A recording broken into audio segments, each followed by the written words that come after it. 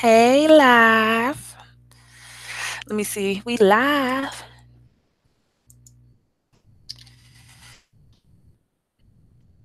Let me see. Gotta get in here. I know I always gotta get in here and set everything up. I'll be so late. I'll be so late. See, gotta get it. Hey, Felicia.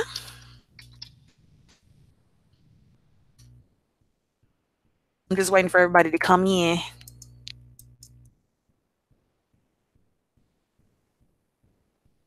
Waiting for everybody to come in. Shout out to the six folks. Hey, Lynette. Happy Valentine's Day, everyone. Well, where I'm at, it's about 2 more minutes. But happy Valentine's Day. Happy day for the lovers. Hopefully everybody's doing something special today.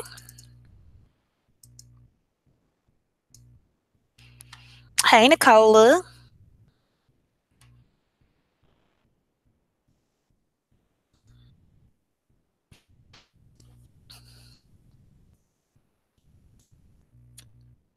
Trying to see who gonna join me. I can't see anybody. I can't see anything. Hold on, let me see. Let me get in here.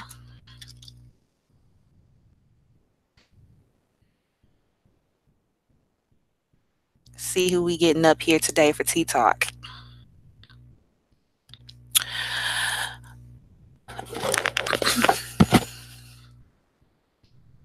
Hey, Quita. Oh, today's your son's birthday. Happy birthday to your son, Felicia. Shouts out to everybody who hitting them thumbs ups. Hey, Eric.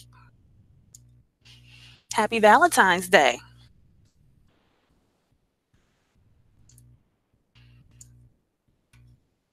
I know folks still be like, Happy Valentine's Day with the M.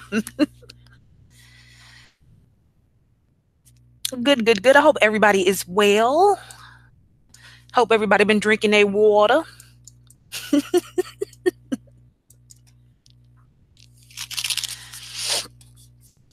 Tonight I'm drinking water, y'all. I had to put the wine down. Yesterday I was too lit. It was too much going on.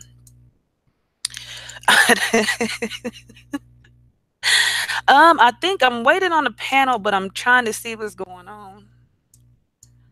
I don't know if anybody's joining me yet. Oh, I see Kay. Hi. Yeah, hey, I just joined. I'm all over the place. I can't. I'm seeing. I'm looking at 15 screens up. Oh, okay. I ain't doing all of that tonight. I got 15 screens up. But yeah, everybody. So, of course, this is Nikkei. Everybody should know Nikkei by now. You Hey, know what I'm y'all. saying? Happy Valentine's Day, Nikkei. Happy Valentine's Day, Oh, everyone's. happy Valentine's It's a Day to day for you. the lovers. Anybody doing anything special? That's what they say. Oh, Y'all I'm, doing some? I'm like, Y'all doing something crickets. special?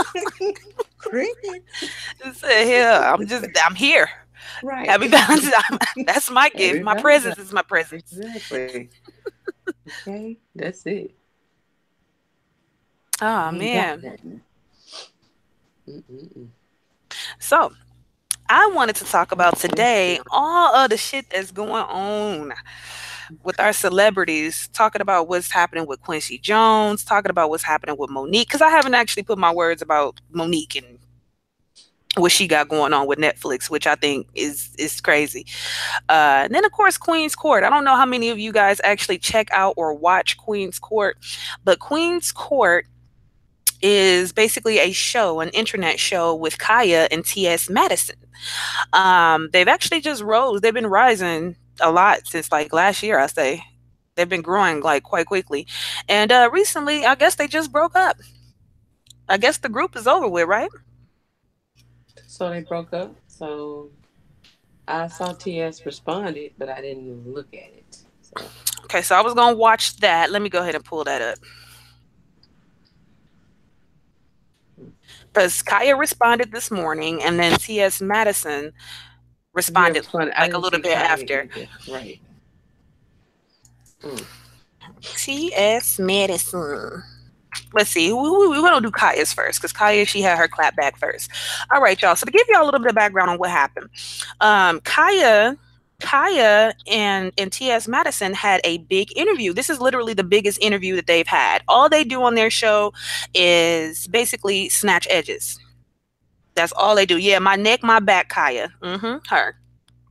All they do is just snatch edges. All they do is talk shit about people and all of that, basically. And it's good shit to watch. I mean, really, they spill tea. Um, and they had an interview last week with Monique, and with Monique, they basically were going to ask her questions about what's going on with the Netflix shit and all of that. Well, Kaya decided to get up in the middle of the show and walk out and leave T.S. Madison basically crying on camera because she just was done. After she proceeded to just leave her like that, she proceeded to drag her through the internet, calling her punks and all kinds of shit, which T.S. Madison is a transsexual woman, hence the TS. And yeah, so that's what was going on. So y'all want to start with Madison's? We'll start with Madison's first. Well, that's the response to Kaya. So you might Yeah, want to that's her start with response. Kaya. So let's start with Kaya. Yeah, let me Yeah. go back. And I think her shit was kind of long. It was like almost an hour, I think. Yeah, because she started going into it with Funky Geneva and all of that. So I Okay. mean, that's what the rest is. I ain't gonna play the whole thing. I'm just gonna Okay, play, cool. the main part. Right. Let me see, Kaya. All right, there we are. Oh yeah, her shit's a whole hour long. Anybody listening to this? Oh no, that Okay. ain't gonna happen. Let me go ahead and share this screen. Um, there you are.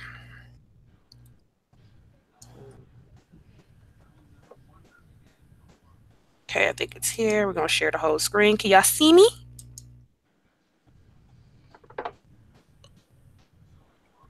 Can y'all see? I don't know if they'll be able to hear it though. Let me know if y'all can hear it.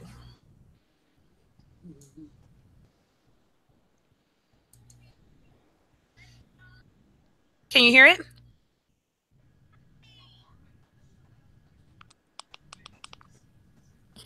I don't hear nothing. You don't hear nothing? Uh-uh. Oh yeah. Huh? Yeah.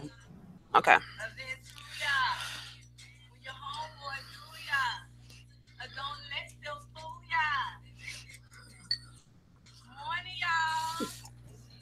What's up with your screen share?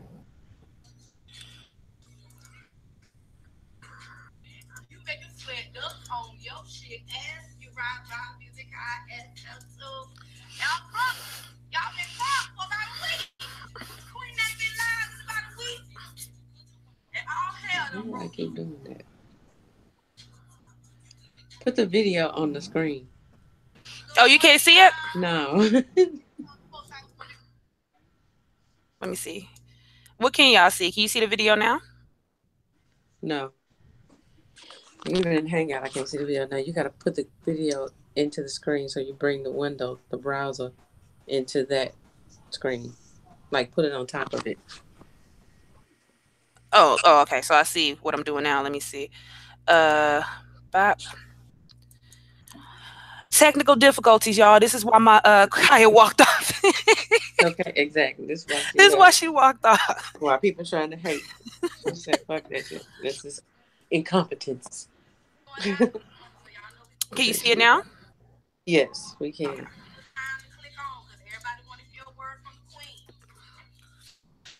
Yeah, that's it.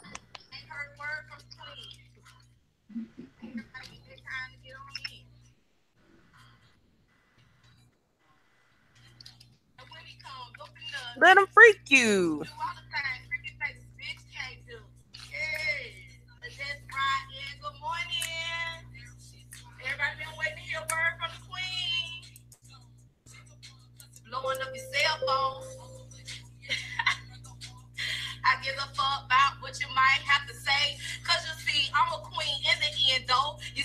We gonna skip past that, Tushy.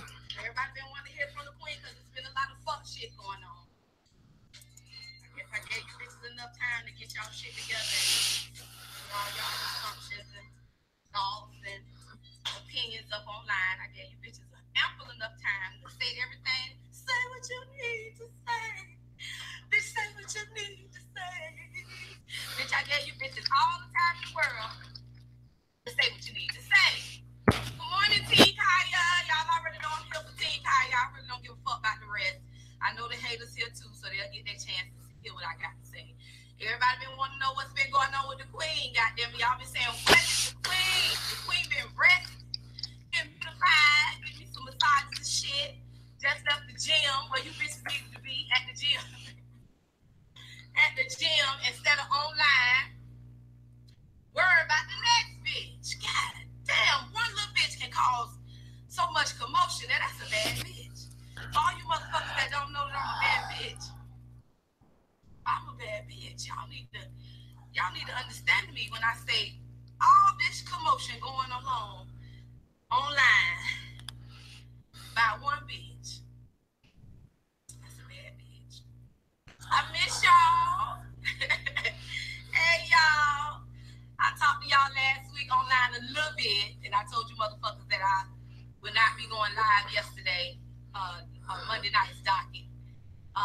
And everybody been wanting to know what the fuck been going on. I see a lot of videos, and a lot of bitches is posting up all kind of videos and shit, trying to get on the bandwagon of all this bullshit promotion that the queen gives to people when I feel like it. They want to attach themselves on to the queen's court and get their roast and gas. So we're gonna let them get their roast and gas. I try not to give them bitches no roast and gas, but my partner, sis,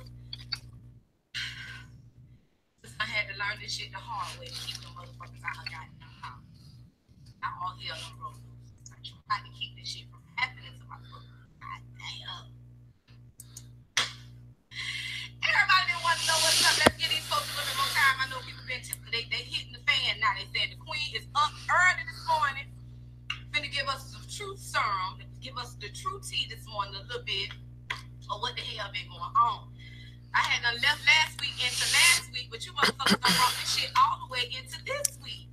And it amazes me how you motherfuckers be so worried and concerned and invested into shit that ain't got nothing to do with you. So that just let me know how much power I got and how I am truly needed. Because without me, the people are surely going to fail. Everybody failing. The internet failing. Bitches had a bad Monday night. Motherfuckers got up to work bad this morning. They ain't had no roasted gas. I love y'all. Much love to Team Kaya. Much love to the Queen's Court. Last week, it was a situation that went on with Monique. She was supposed to be coming on to the Queen's Court. Y'all already know I don't really fuck with Monique or none of the rest of the motherfuckers. I just do me. I do my commentary on shit that's been going on. I've been doing this. Now, mind you, I'm going to pause it right here real quick because she's saying she don't fuck with Monique, but when she had the opportunity to tell Monique that to her face, she ain't do it. She wanted to walk off the show and some more shit. So we're going to keep it going. Many, many years now. A lot of you motherfuckers are newbies. Y'all are just getting to know the queen. Y'all don't know how the queen looks. And every motherfucking body, including your fave or bitches in the industry or whatever else I see fit. And it's as simple as that. You know what I'm saying? I get on my big red couch and we do celebrity roasting gas. I used to do them once a month, maybe Kentucky. Every holiday I would come out with a roasted gag. Came up with the Queen's Court. We're doing the Queen's Court roasting gag. Collaborated a little bit with Sis. We started doing the Queen's Court together. Brought her in. Everything was working out fine. Until Sis started wanting to let all these motherfuckers in and trying to do too goddamn much. Just too much. It is. I feel like if it wasn't broke, don't fix it. Motherfuckers be wanting to come and see this roasting gag, so let's roast the gag. Go to Sis' house. Sis wanted to change the setup a little bit, no problem. She had shit her way. She wanted to do shit her way. We was in her chateau. So, let Sis do what she wanted to do. Let her add some little spice and little stuff that she wanted to do to the show. No problem with it. Monique, some shit had went down. Monique was supposed to be coming to the chateau live. My first feeling was fuck Monique. Nobody don't give a fuck about Monique. I know we the people want me to ask her questions. I don't know. I was gonna ask that bitch the questions that needed to be asked and gag her. You know, we was gonna gag and have a good time. Change of plans, switched up. Monique claimed that she was supposed to be coming to the chateau, but then it was a change of plans on her end. She wanted to do the video on live. She wanted to do a live, you know, she wanted to Skype in. So I was like, that's cool. Let her Skype in. That's pretty much the concept that we was doing with her Skyping in with the roast and gas on the show. It was amazing for Monique to call and we be saying, how did that bitch get the number? And it be Monique when we turned that goddamn laptop around and y'all fuck around and see Monique on the goddamn Skype. So I knew it was on there. Okay. Something just didn't seem right about Monique. So I told sis, you know, sis was all excited about Monique coming, and I'm like, fuck Monique. You know, she's like, you don't really care about Monique, and I'm like, hell no, you know, fuck Monique. It's something just ain't right about Monique. But you know, you want Monique to come on the show, let Monique come on the show. We're gonna get some ratings. It's gonna be good. It's gonna be a big show. Fine. Monique's supposed to be coming on the show. Sis went to these Three Stooges' house. Now, I don't know, because I really don't get into the internet stuff. All you internet people that know me, guess what? I don't know you. I don't watch your shit. I don't give a fuck about you. I'm not an internet girl. I don't give a fuck about what you say on the internet. I don't sit and watch your shows because I'm truly and really not a fan. You bitches are fans of me. But believe me when I say your period coming on every 28 days unless you're pregnant. Blood can drip from your body and I won't give a good goddamn about you. I don't give a fuck about you. I don't go on your page. I don't check you. I don't follow nobody. I don't look to see what you're doing. I don't give a fuck about you. So let that be said. I didn't know nothing about none of these queens that sis was going to do an interview with, or whoever the guys was that she went over to do the radio interview with, the internet interview with. She went over to their house. She did an interview with them on their live internet show. So the next time I seen sis, she came back and she said, sis, I went over to the guy's house and they you know, they got this set up at their house and, you know, I like the setup and they told me that they was, you know, that they could come over and that they could set up my house like how theirs is set up and they could give us a full production like theirs. So I'm listening. So I'm like, fuck them sis, fuck them niggas, sis. You know, let's just keep the shit how it is. She hollered, now they gonna come over and they gonna get the shit set up. I'm like, you know, when we get this deal that we gonna get, let the people who do what they do come in and do the production. I already done had to fire people easy because he drunk with the camera, losing footage, light and bad. Y'all already know how I feel about DJs and clubs and sound. When the sound ain't right, it ain't no show. If the lighting ain't right, it ain't no show. You're not gonna make me look fucked up and make me feel fucked up and make my fans think I'm putting on a fucked up show or I can't do my motherfucking job when it don't have shit to do with me. It's your producers, your directors, your cameras, your lights, your sound, your DJ, your fucker. So that kind of takes away my control because then I'm putting everything I got trusted in you to make me look like something. Okay? When I can keep doing like I've been doing the last 18 years and load my shit up in my house on my big red motherfucking couch or in my motherfucking van or wherever the fuck I be at, bitch, I could go live and the bitch gonna tune in. Trust me, the problem is I don't go live enough. The people want me. Trust and believe. They wish I would go live every single second of the day. Okay? I'm not into all that. When I get the platform and get the deal, let me get this TV deal. Or let's get a big platform where they can come in and film the shit right. Until then, if it ain't broke, let's fix it. Leave the shit how it is. Don't come over here bringing me different motherfuckers in talking about they can do this and they can do that. And they can't do shit. We got this. We doing it with our iPad and our camera phone. We got this. Gang. Sister went over to these niggas' house, did they blog at their house. They done butter her all up, ran game. I'm not sure how old Kaya is now. I'm actually not sure. I think she may be in her 40s. I'm not sure. Let's take a look. Yeah, she's 40 exactly. Oh, I didn't know Trina was 43. Okay. Ran her this game. Oh, we can do this and we can do that and we can make your show pop. We can make your show look like lies and tigers and bells. Oh my!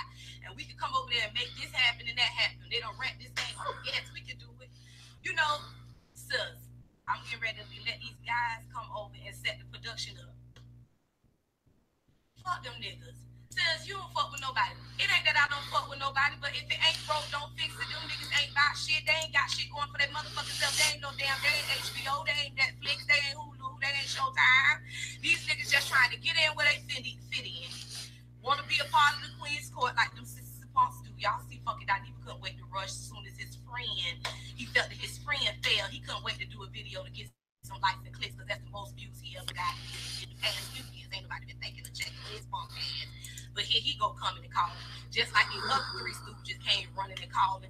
The first game was to get you to their house. They got you to their house. Then it was sucker you up to make them think you needed them and we could do this and we could do that. How they could do so much and they ain't doing it for their goddamn self. They got 1,000 viewers. We got 300,000 viewers.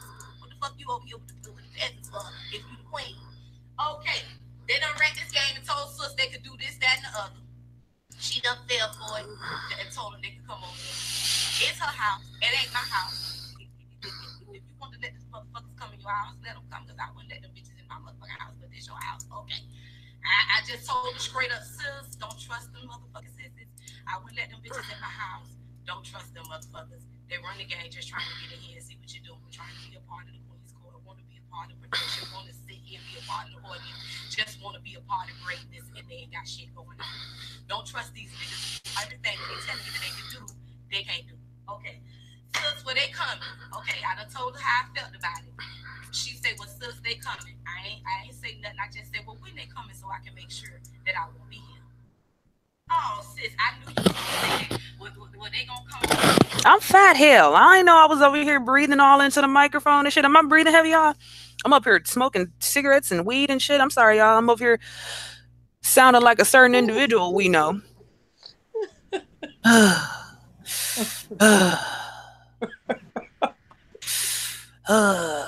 I'm a big bitch. I need a lot of air, y'all. I guess I'm taking in too much air right now. Let me go ahead put this up a little bit.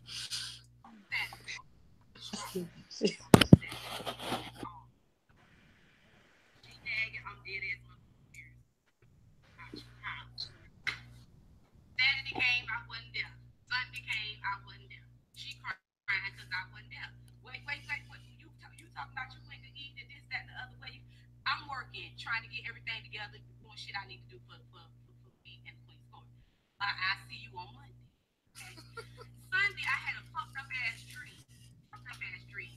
Crazy ass shit. I don't really get into my spiritual stuff with you motherfuckers, but I'm just gonna say this. I had a crazy ass dream. Back in his hands, came into a bitch house and was trying to destroy and was fucking up a bitch house and was throwing stuff all around in the bitch house. And I was like trying to snatch it, trying to grab him, like trying to fight him. And I was like, what the fuck is this? So when I got up, I said, I had a bad motherfucking dream.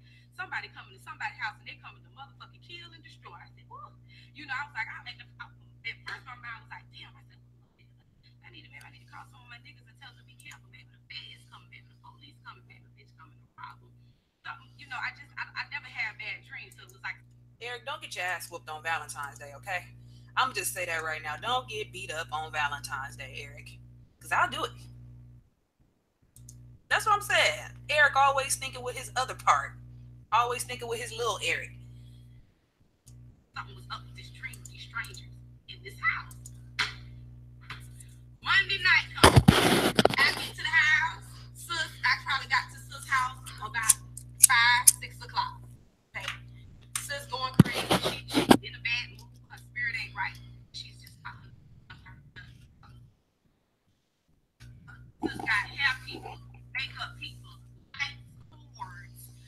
You would have thought you was in a big ass Time Warner film production in Hollywood, California. Somewhere. Cords everywhere.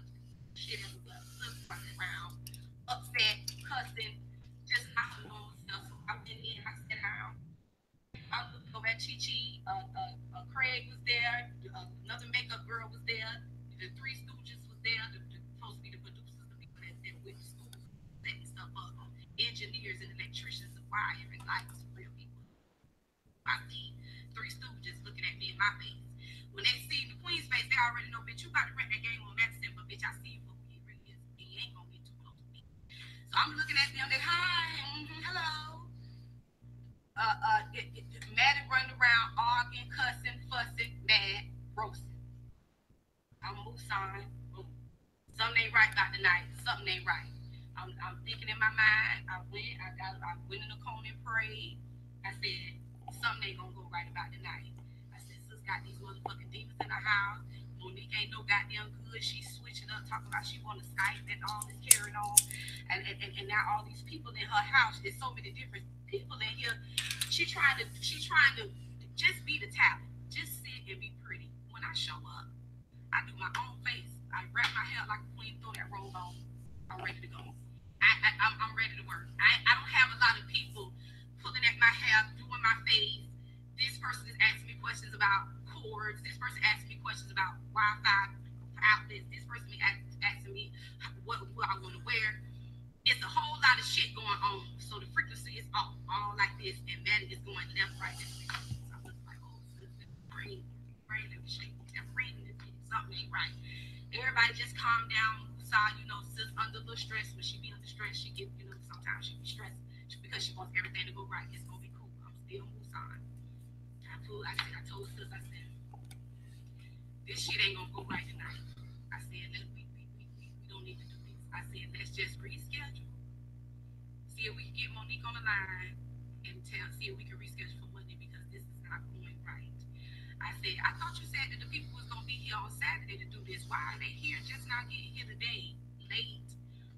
Nothing is set up. We ain't been able to do no test run.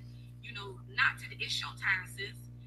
This is not the time for us to be worried about producing the show. We could do this another time. Tonight, sis, let's pull my iPhone out, pull your iPad out, and let's do it the way we've been doing it. These niggas don't know what the fuck they doing. Okay? She still think I'm just, oh, you just don't never want to work with nobody. It's not that I don't want to work with nobody. I want to work with the right people. Let me keep doing this, what I'm doing, and when the right deal comes, let them people come in and do what they do. Until then, if it ain't broke, don't fix it. We don't need all these extra lights. We don't need all these extra people talking about they can run a board and they can run sound and they can hold all these lights up and I'm stepping over cords and I'm still Kaisha Mo. Ain't I? I'm still business trying to keep everything. Everybody walk around looking crazy. 5 o'clock, 6 o'clock, 7 o'clock, 8 o'clock. Everybody still running around looking crazy. 9 o'clock. Everybody still running around looking crazy. This not gonna do this. Not gonna work. These niggas don't know what the fuck they doing. I don't know why they just don't tell you that they bit off more than they can chew. They can't do what they say they can do. As a production company, Madison, we're not going to be able to pull this off tonight. Uh, Load your iPads and everything up. Just do it the regular way. We got all week to try to figure this out, maybe for next week. But tonight, we got a big artist coming on. Y'all keep riding the way that this ride. Ain't nobody said that. I'm looking at them, they looking at me. I'm looking at Maddie, she's stressed out, falling apart. Everybody else looking crazy because she's falling apart. I want to let everybody try to get everybody to calm down because once I get from two, I'm in the blue, but it's let it rise from blue to green, orange. We almost at terror alert, and when we get the red, we get attacked. So I'm trying to keep between orange and yellow before it gets orange and blue before it gets green and yellow and red. Itch. 9 o'clock come, I go downstairs. I'm looking around, ain't nothing set up. I sit down. I'm getting heated because these niggas just sitting around. They looking stupid. They everybody just and I'm like, so still she trying to get dressed. She looking crazy, upset, not herself. When nobody feel like joking and laughing, bitch, you mad. These people done came to your house, done wrecked this game on you. They didn't tell you that they couldn't do it. Put these niggas out your house. Why you put these niggas out your just tell me. Give me the goal to tell me to clear this bitch out. And I will clear this bitch out for you so we can get back what we need to be to get this show done because you're not prepared. You ain't ready, motherfucker. So the guy, oh Madison, we can do this. Oh Madison, we got it. Oh Madison, blah blah blah. Here you go, 10 o'clock. Nothing ain't ready. I already done made up in my mind. I ain't doing it. But now Mrs. is itching to come out ready. So I'm like, Madison, like it's 10 something. Let's get going. So when y'all see me on the camera, I'm ill. Like I know she is not saying let's get going. I know that they are not trying to film and nothing is hooked up right and the lights ain't right and the sound ain't right. Where are we going? Down the drain. Hook the motherfucking iPad up. Boom. She started hollering. Okay, so is it ready? We can fix it while we're working. We can work on the lighting and the mics and stuff while y'all working. So I'm like, why are we working? Bitch, you're not gonna work on no light. You got me looking like I'm in outer space, like a lampshade. Now, This shit funny as a motherfucker, but I mean, I can agree. I can agree. She don't want to be put off in a bad light. I get that. But at the same time, so this is what she's talking about right now. She's talking about why she walked out. She's saying that basically T.S. Madison had hired some guys to come do the lighting and things of that nature. And basically, they didn't do shit. They didn't do they didn't they didn't put the shit together properly. So she didn't want to go on there looking like a fucking goofy. So I mean, that's where we are right now. ain't on the lamp, bitch. I'm extra white, bitch. I'm so white. That's what clicked my brain. That I was looking in the fucking face, but I when I seen how bright I was on that motherfucking screen, I thought Missy said, bitch, is you finna sit here and you see look at yourself. So I'm like, ring. Look how fucked up these motherfuckers got us looking. We was looking fine. Put the iPad back on, sis. I see the light. No, you're not gonna goddamn fix it while we're recording, bitch. It's showtime. We get ready to do a show. We ain't got time to be talking about no technical things. So I'm like, fuck niggas, why is y'all all why y'all all why don't somebody tell her that it's not going to work?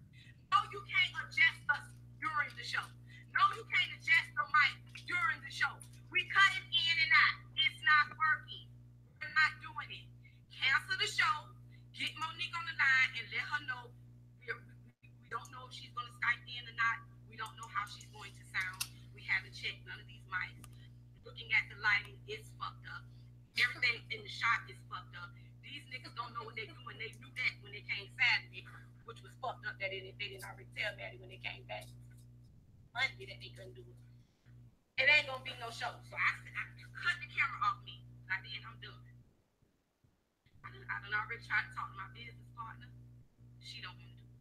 She want to keep listening, even in you niggas. But I'm sitting here right telling her, sis, this not gonna work. The niggas ain't telling you that they can't do it. They promise you that they can.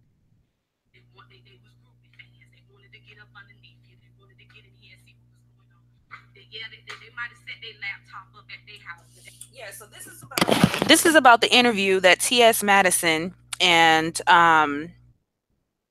this is about the interview that T.S. Madison and Kaya had with Monique. And this is basically what happened. Kaya ended up walking off the show because she just felt like wasn't shit right. The lighting wasn't right, the vibe wasn't right, nothing was right according to her. So this is where we are now. She's talking about why she felt the way she felt, what was going on behind the scenes. This is her interpretation of what happened. So next we'll do T.S. Madison, and I guess I'll show a little highlight of when she actually walked off the show. That don't mean they just set your laptop up at your house. Why you let these niggas come in and fuck up your shit on your time? Why are you doing it? I'm letting you know I'm not. I don't do business like this. I'm not. I let Monique fuck ass know. Oh, it's Monique. Fuck Monique. Fuck you, Monique. We having technical difficulties. The show not gonna work tonight. Can you reschedule and maybe we can do this on Monday? Her answer was no. That let me know that you ain't trying. You sitting here enjoying everything that you seeing because all this going on. Sis so excited about Monique. She got Monique filming everything that's going on behind the scenes. Why is Monique filming everything that's going on behind the scenes? Didn't I tell you to get Monique on the phone and tell her that we're having technical difficulties? The show will not go on. It ain't no the show must go on. Fuck nigga, if the show is fucked up, 5 hours, 3 hours, 2 hours, an hour before you go live, and you don't jump in and say, get the talent on the line, let them know our cameras is down. How the show gonna go on and our cameras is down, the lighting is down, the sound is down, and we looking like Marshes on the screen. Bitch, how the show gonna go on? When we had enough time to say, Monique, girl, our camera crew that we done hired done came in here and done fucked up our whole show. So we're not gonna be able to do it tonight. If you can reschedule, if you can't, that's fine. Sorry for the inconvenience. Thank you for considering the Queen's Court. Maybe we can do this at another time. Not, oh, you look so pretty. Yeah. Oh, I want everything. Girl, you got this shit together. Girl.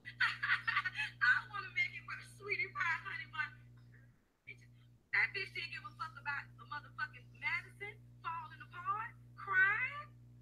She didn't give a good goddamn. Them niggas didn't give a good goddamn about Maddox falling apart, crying. I spent all this money on these fucking niggas that come here and they couldn't even plug up a red cord to a blue off cord. They couldn't even plug up, put the color coordination in the back. They couldn't even plug up a PlayStation. They couldn't even plug up a VCR, a DVD, a Nintendo. They couldn't hook up.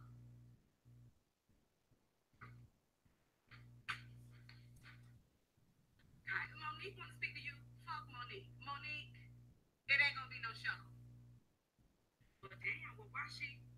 And it's whatever, bitch. Fuck you. I don't give a fuck about you being Monique. Ho, I wouldn't have never invited your fuck ass on in here in the first place. You see, you eased in through Maddie again, cause bitch, I don't give a fuck about you, Monique. You trying to come on our motherfucking show? We ain't calling to get on the Monique show, bitch. We already got the momentum going. What the fuck? I give a fuck about Monique? Sorry, fat ass fuck. Bitch, you was there to get grilled, ho. For Kanye Dominance to ask you the real motherfucking questions your people wanted to know. That's it. We ain't got to go all out our way and get no whole fake ass production team to come in here for no puss ass Monique.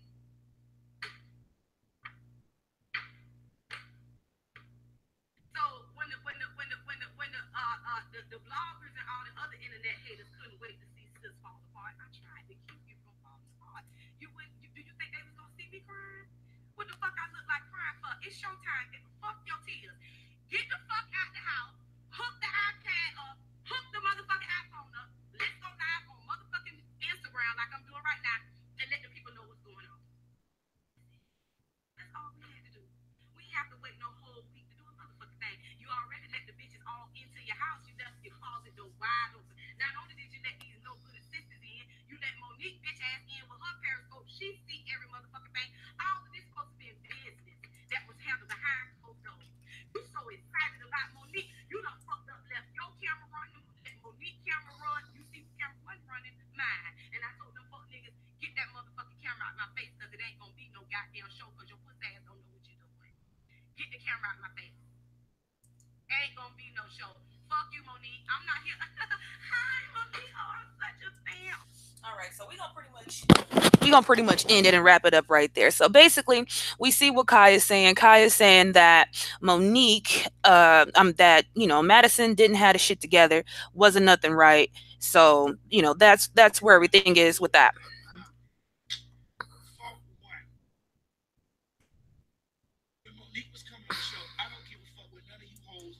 Okay, so this is T.S. Madison saying her portion of about what happened with Monique coming on the show.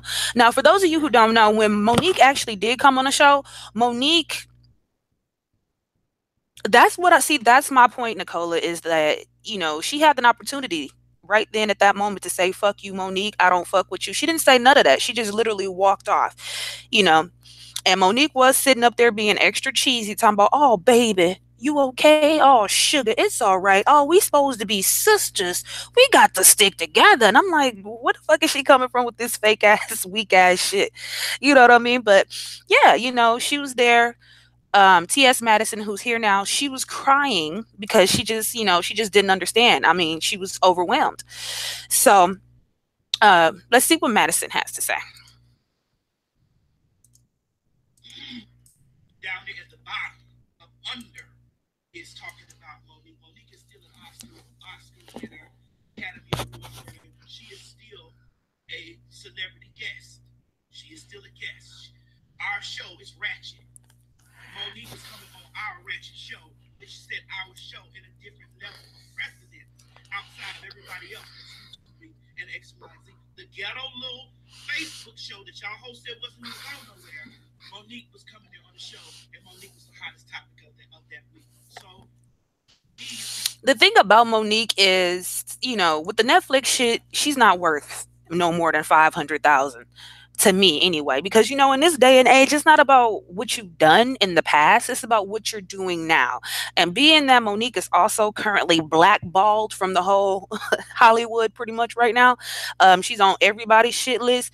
I would think that she would take that $500,000, grind it out put out put out the show just so she can get herself back on the map. But no, she want to argue up and down and try to have people boycott Netflix like she just won 3 Oscars yesterday or something. You know what I mean?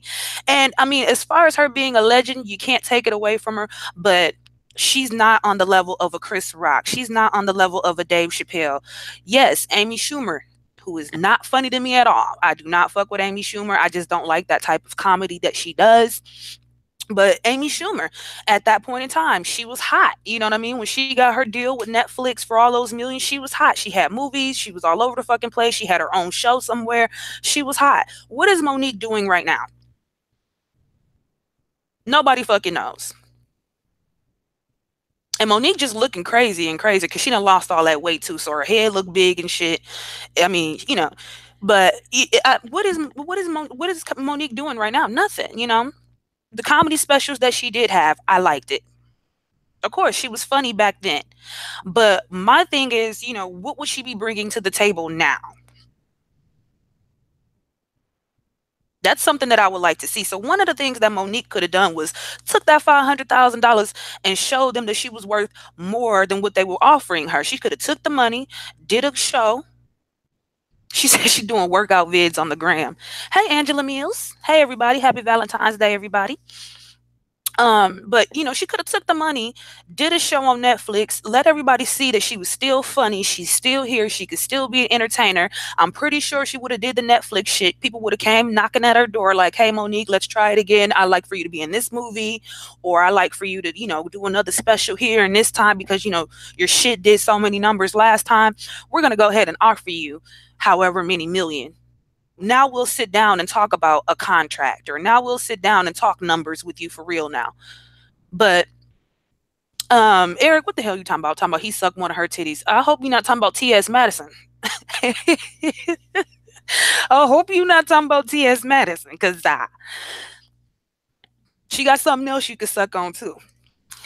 Just want to let you know. Dude looks like a lady. But yeah, I think Monique definitely, caused a lot of this bullshit herself. Herself. But so this is Madison basically talking about, um, her side of what happened. The Libra, because I'm gonna deal with it in Ty's world. Libra himself. With me being a Libra, I'm thinking we have a guest that's coming on our show that's going to elevate our show to a level of now we're going to be able to, you know, now we're going to be able to move in a direction that would be great for us as far as elevating outside of the couch. Okay. I said, instead of me holding my iPad or holding my Hey, Fernandez, turn the phone trying video to up do a little bit. this interview with Monique, how about I go ahead, I bought a program where it would be picture in picture, and I and Kaya So, would be okay. interviewing her. So I bought that program at $700. Before the program was launched, Kaya and I had discussed. Can you hear me? Can you hear it a little better? Or do I need to try to turn it up some Yeah. more? Y'all can hear it better? Okay. What I don't like in her video, she didn't make any changes. She didn't like all the stuff. Kaya, don't convey to the people that the changes that went on to the show that they were forced on me. This was something that we did Mm-hmm. out of collective decision. Because right after we did whatever we did in the escape situation, she and I had a sit down in there at that table, and we decided that that with the comeback, the show was going to be even a bigger success. So I said, Kaya, you know that everybody is trying to copy everything that we're doing. So what we have to do is we have to set a precedence so that individuals will not be able to just mimic us the way that they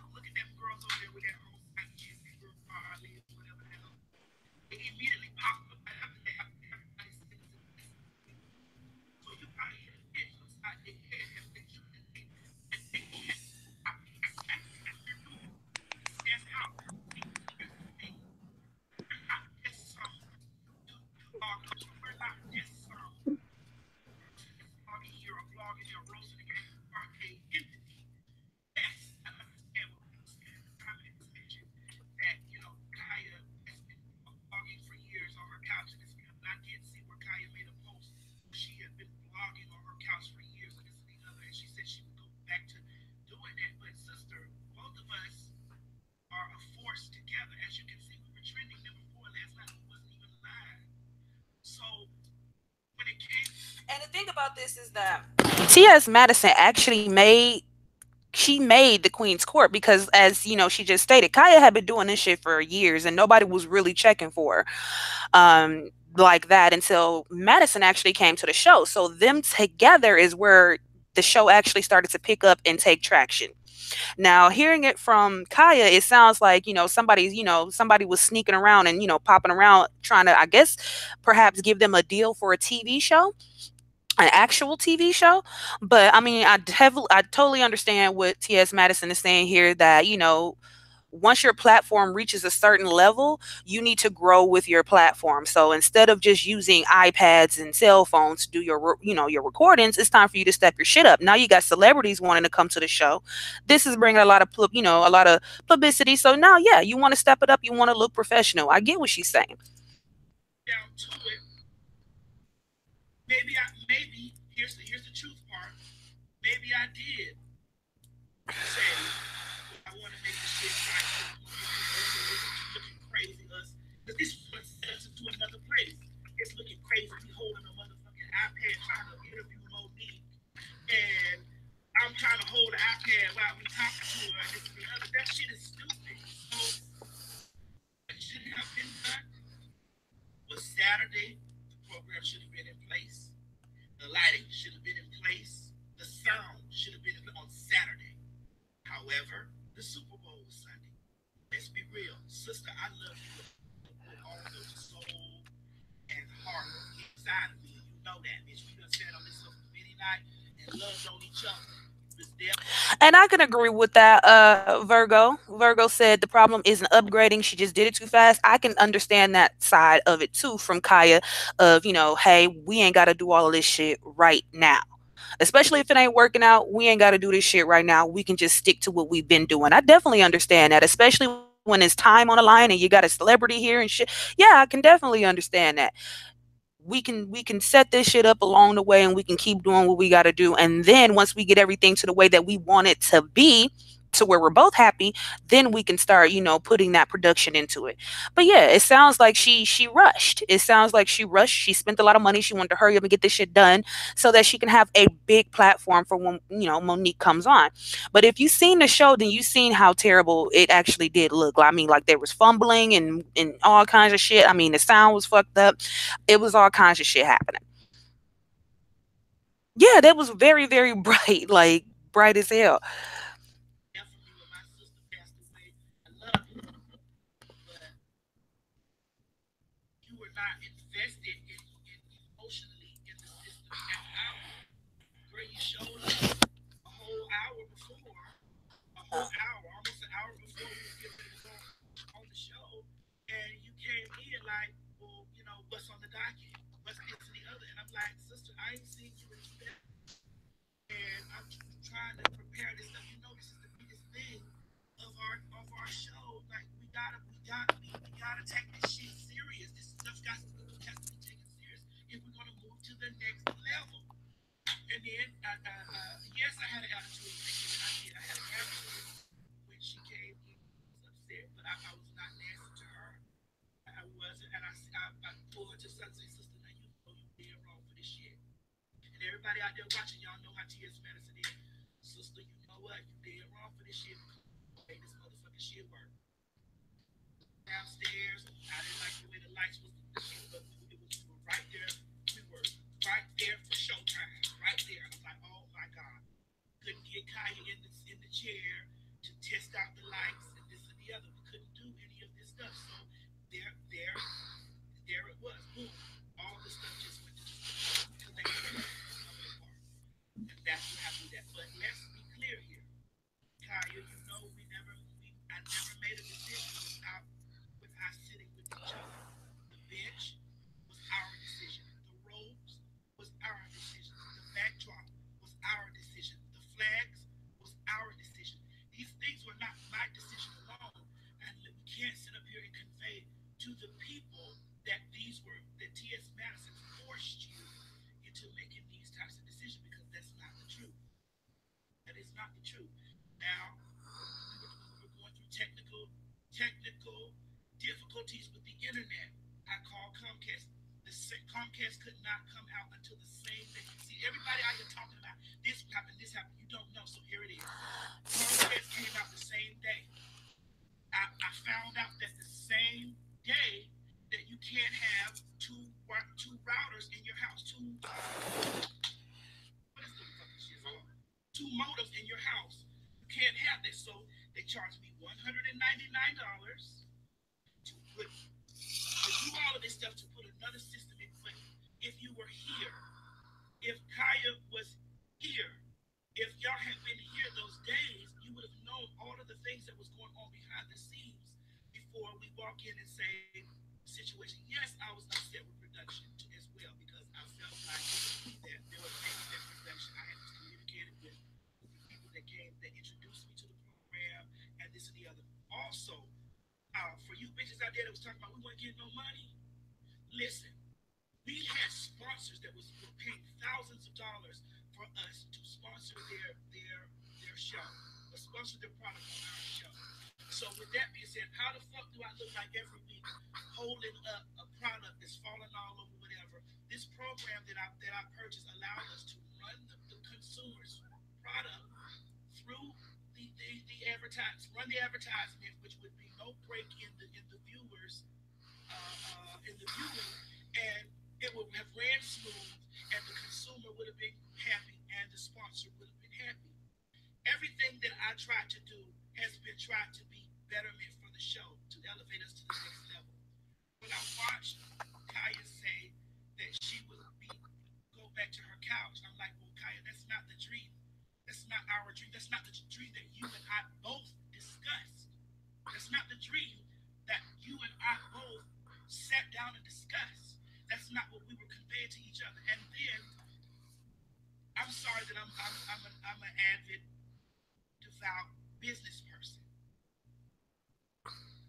I saw several bloggers out there talking about that they were going to try to take over our name and this and the other. I trademarked our name.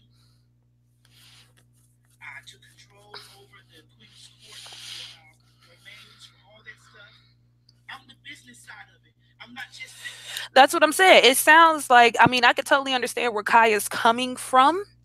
When she says that, it just seemed like it was just too much at that time. Like it makes sense, that it was too much. But where I have problem with is when she just walks off. Because I felt like, for her to just walk off and say, you know what, I'm done with this whole shit. We ain't gonna do it. I feel like, that wasn't the right way to totally go about it. But at the same time, I could totally understand Kaya does have a brand of her own as well. So I mean, if whatever they were doing at that time didn't put them in a good light, which it didn't. It looked like some bootleg Sinetta shit. They had a flag behind them. The lights was all bright. You could see half of the wall and the shot was all fucked up. How you could see all kinds of wires and shit.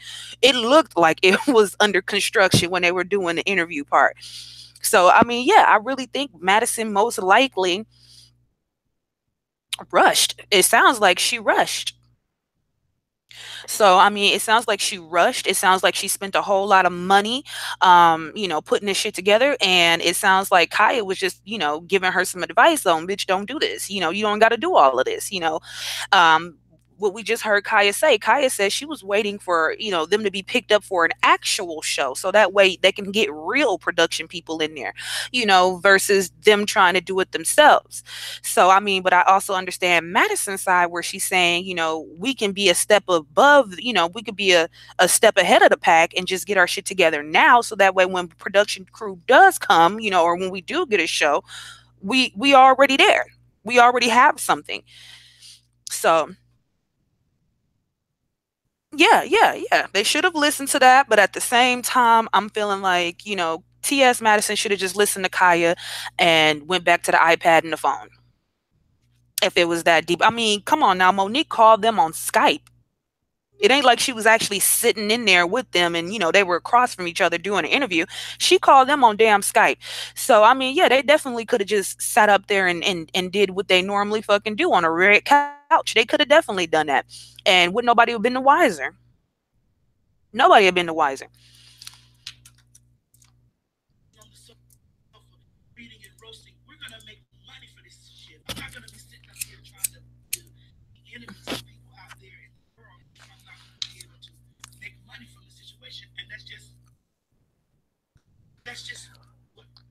was, you know. Now I'm here in a position to where Kaya and I will be doing live shows, live Queens Court shows in the cities that we're in, live Queens Court shows in the cities that we are booked. So then you people, the fans, want to see us every Monday. Kaya, I love you down. You blocked me Wednesday morning. I'm on the set of Star, and I had to find out that I was blocked. Oh. And I'm looking at somebody right there said, "Did you unfreaking block Kaya?" Because when Kaya left the house, she told me she was. I haven't spoken to Kaya in a week. Kaya and Gio have been communicating with each other. And two, I love the bitch. I don't give a fuck what none of y'all saying in the comment section down there. I love the bitch. I love her. And that's just what it is. And for y'all that saw me cry or heard me cry on Monique Periscope, I was not crying because of defeat. I was crying out of frustration because I just wanted it to be right. I wanted to take a product that's a phenomenon to the people to the next plateau. That was my fault for not testing the equipment. The equipment situation was my fault. Production stuff, it was my fault. All that was my fault to an extent. And then when Kaya was taking it to social media, you know, posting the comment section or whatever, I was like, why are you doing this? Nobody don't know nothing about what's going on until now. Right now, why are you in the comment section? Why do I have to find out this is the way that you feel in the comment section instead of you calling me or texting me or writing me? I ain't did nothing to you except all we did was make fucking money. That's all we've been doing is making fucking. Now, where they are now with the whole shit is that they do have some tours. They're doing some sort of tour with the Queen's Court where they're going to be going to different cities and they're going to, like she said, they're going to be hosting a show in different cities. And so Kaya has said adamantly that, you know, she's pretty much done with the Queen's Court, but she will be showing up to the contracted obligations that she do have with Maddie. So basically, there will be a couple more episodes or a couple more Queen's Courts to come in the future because she's obligated by contract, of course, to show up to this shit. So Kaya says she's going to show up because she's obligated by contract. They signed a contract, she got the money, so she's going to show up, and they're going to have a chance to be face to face again. But I just think that it's not going to be legit when you know that they fucking hate each other behind the scenes, or when you know that they're not talking behind the scenes. How is this really going to work with y'all going on tour together? It's just like the whole shit with Escape, you know what I mean, and Candy. The shit's just not gonna work. If motherfuckers just aren't in that place and everybody can't be synchronized, it's not gonna work. And the chemistry between them two is gonna be off because that's why a lot of people watch them.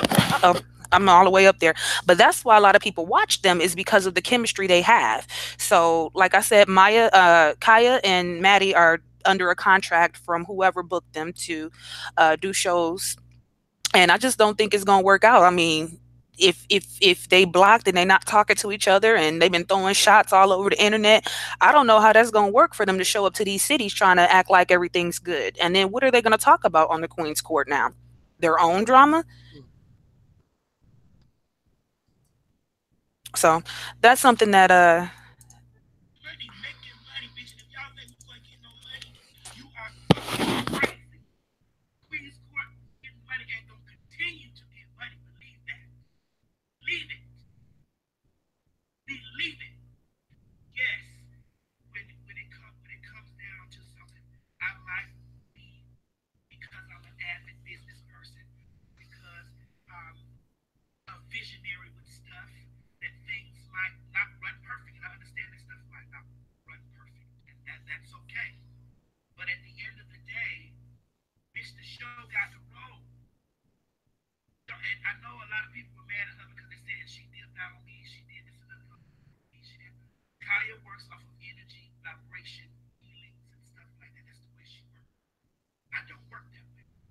I work off of it's either sink or swim. Bitch, you got. I used to be a hooker, a whole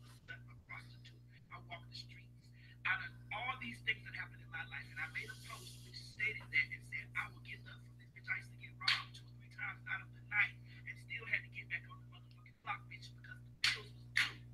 And like I said on the interview before, if if when I was getting fucked one night on the street and the monkey niggas came out the fucking tree and didn't kill me, entertainment business peanuts compared to the hard knocks of what I've actually been through. And all of that street shit let me know that bitch I was gonna be a super successful business person because at the end of the day, I'm gonna go all the way to the end. Kaya and I have the perfect banter with each other. We have the perfect we are comedic geniuses. We are marketing geniuses. And that's just what it is. The show will return. For all of you who feel as though that y'all have defeated the girls, bitch, you're crazy. Kaya might be having a diva moment. I might be having a diva moment. It might be what it is, but bitch, we ain't gonna let you hoes win. You can believe that. One, I ain't had no motherfucking issue with Kaya, bitch. I love that bitch. Even with, first of all, both of us, she and I took a chance with her following that may not like gays and trans, and my following that didn't like Kaya's banter or Kaya's ethics. We took a chance on both. We pushed all that to the side, and we came together and we made two powerful alliances that's unshakable with whatever you may say. We were trending last night around the world, bitch. People that were all over television. All over television. We were trending. We're trending today. So at the end of the day, like I said, there are three sides to every story. There's Kaya's side, there's my side. The show can definitely still be saved. We're gonna cut it right there. We're pretty much at the end of it anyway, but the show can definitely still be saved. It can definitely still be saved. It's up to them though to put the bullshit to the side and show a united, front. The show can definitely be saved. People still want to see them. The buzz is still there for the show. What they need is, a public makeup. You know, we need a public makeup. But this is where I say, that Kaya is a detriment to herself because if anybody needs this, I would say that, if anybody should be grateful for the situation that they are in right now and, the success of their show and everything, it should be Kaya. Kaya, you've been doing this. This was Kaya's show, Queen's Court. She'd been doing this shit for years. Nobody was checking for her. Now you get Madison on board. Now people offering y'all actual shows on a real network. That's something that Kaya could not do by herself. And I think that hurts Kaya a little bit because I think she feels as though her show has turned into Maddie's show.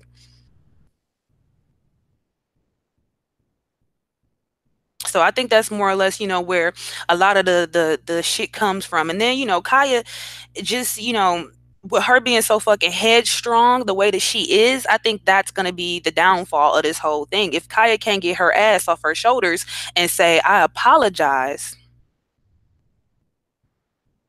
or I'm sorry, or we just had a moment, or whatever the case may be, then this shit's gonna go down, and it's gonna be because of Kaya at that moment. Now, what happened on the show and all that shit might be Maddie's fault, but the show not working out in the end will be because of Kaya. Can T.S. Madison just go on and replace Kaya? Probably not, because it won't be the same. Will T.S. Madison go on to continue to have a career? Yeah, of course. Yeah, she's on Fox. She's all over the place. She's doing, different TV shows. She's got this shit where she does, the driving with different celebrities and shit. I mean, yeah, she's all over the place right now. T.S. Madison is hot right now. So that's why I would say, Kaya needs to get her ass off her shoulders and apologize and realize what's at stake. Kaya biggest claim is that she's the best businesswoman out here because she was able to independently put out her music and she's still getting paid off of one fucking song from 1,000 years ago. That's her claim to fame. That's what she's always saying is, I did this shit independently. I did this and whatever. Right now you have an opportunity to, become relevant again. You have an opportunity to get new fans to follow you. You have an opportunity to do a lot of shit with this platform. People have been checking for her music because I didn't even know Kaya was still making music until I started watching the show. And then I found out that she was still making music. So I checked out a little bit of her shit. And, because of the show, she does numbers now. So I definitely think, that, that is a thing. Clearly, T.S. Madison and the Thug Misses will be loud, live, and in color in Jacksonville. Hear me fucking clear. We will be doing those things, bitch. Because we love each other and we love our fans. And on Monday, March 19th, the Queen's Court will reconvene. And there you have it. I love you. So, yeah, on Rap Supreme, she was just all over the place. Let's see, y'all. We're going to go to the Kaya Rap Supreme fight.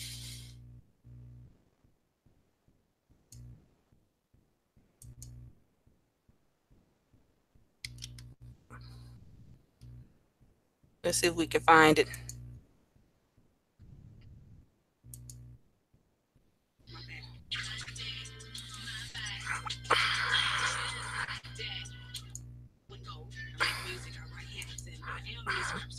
What do you think the game has changed going from 800,000 albums sold to almost obscurity now to this show? For me to have as much success as I had, it was definitely an accomplishment. So you just have to continue to grind. My first album went platinum off the rip, and I ain't got no team. Go ask the streets about me and steal it. I bet they'll tell you I'm a G. Kaya already in the game. I know. I really thought she was a judge. She sold all these verses, so you was here with us. Like, you dropped the ball. You're a one-hit wonder. One-hit wonder. Yeah, she's a one-hit wonder. Hey, when I put the gun, it sound like thunder. She's a one-hit wonder. Hey. My nerves tight. Talk around so can hear it and can respond to it. I got a track record. You ain't got. You can never come to me because you ain't never come to me. I'll whoop your ass if I didn't know. I've been to anger management 4 or 5 times. Now I'm down on anger management. I put an ass in a minute. Let me tell you something. You ain't tell a record. You ain't nothing. You ain't even started. You ain't nothing. I understand that. You want to know if I can whoop your ass? Check my record. Swing. You start an argument, swing. I'm a strong bitch. I'm gonna let you hit me. And then let me sing your stupid ass home. You stupid ass. You definitely got and Kaya heard that, and Kaya came out, and it just escalated. When you're at each other's face. What the fuck happened to anybody that was even on this show? Who the fuck ended up being Miss Rap Supreme? I totally forgot. That's what I'm like. Who is any of these people that's on this show, and where are they today? And what happened when they did one? What did they win? That show, I know it lasted like one season, didn't it? Before they cut it.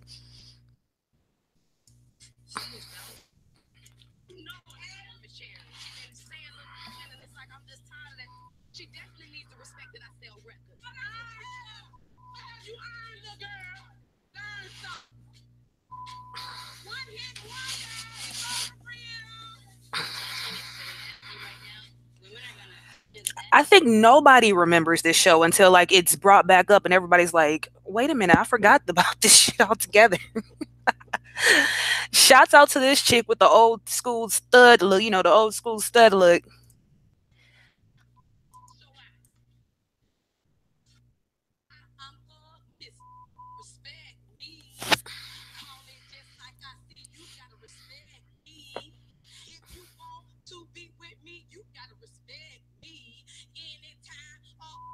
She better respect me. It's gonna be what it's gonna be, cause you're gonna respect me. Bring it on or let it be. You don't wanna test me. Pay my dues off in these streets. Respect me. Act the fool out in these streets, cause they gonna respect me. R-E-S-P-E, respect me. R-E-S-P-E, respect me. R-E-S-P-E, respect me. Oh shit. Hey YouTube. Core. Hey Logic. I think that's Logic back there behind that. Somebody taking me to court? Am I being summoned? Oh shit. Let me get my let me get my paperwork right so I can go ahead and go on to court. That's about the only thing I'm ever on time for in my life. It's court dates and doctor's appointments. I got to go to court. I got to go to court. Okay. Who you summoning? Oh, I'm summons to court? Oh, who bringing me to court? You is lying. But yeah, that was terrible. Kaya was fucking terrible. Um, but even way back then, I don't know, that show like at least 10 years old, if not older. Back in those days, she still was a hothead. And you see why she didn't make it far in the industry because can't nobody deal with nobody like that. You can be, it's okay to be who the fuck you are. It's okay to be yourself and it's okay to not have no filter.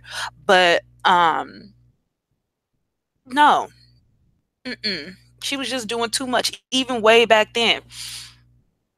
Now, if we ain't calling, welcome back, Eric. Oh, I got a subpoena. Where's my subpoena at? What's happening? What's happening? Who won me in court? Right, you gonna respect me? That weak ass rap. What the fuck was that shit? You gonna respect me? But yeah, that's Kaya. That's Kaya. Ain't nobody checking for that shit. Nobody checking for that shit. Let me get that over there. Let me see.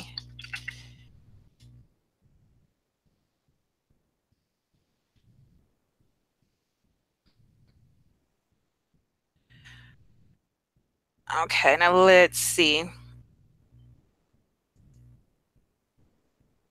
Steak is steak trumps ribs at steak. But does it? Two meats, two sides, $14.99. I'm getting out of here.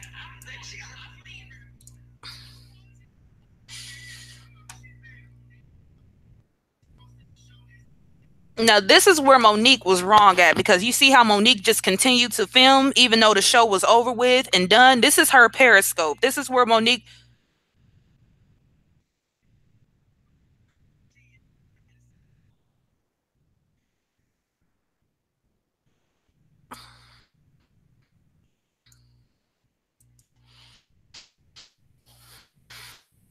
Aw, thank you, Logic.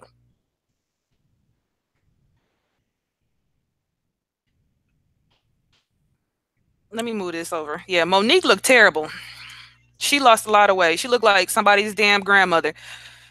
She looked like Granny Green Screen.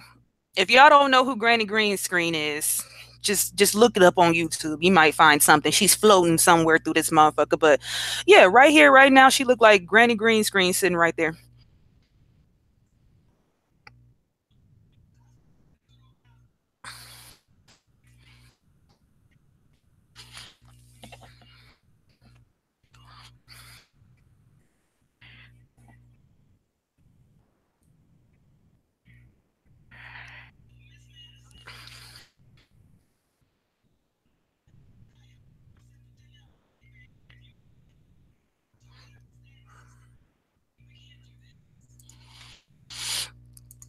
Monique was just being so fake with the shit. It was just so crazy.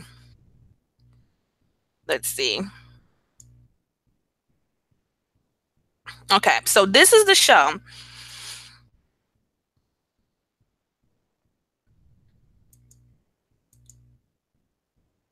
Is this the episode?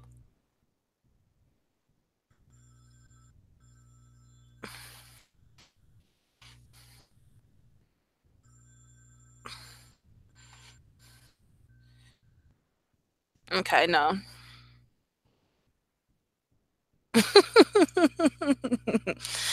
Ah, they're fucking crazy. Let's see. What the hell is it at? Is it this one? How the hell we can't see it?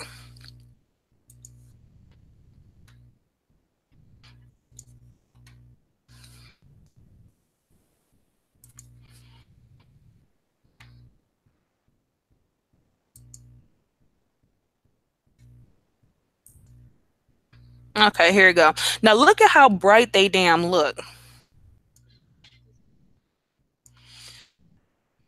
I don't know whose this is. Shouts out the Chronicle Speaks, but this is what I was trying to find was just footage. Look at how bright they look.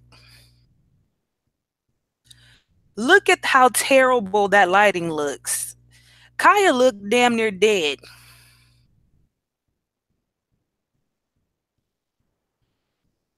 She looked like a damn zombie. That's the lighting was terrible. So yes, you can definitely see that. Yeah, you see that? Look how bright and washed out they look.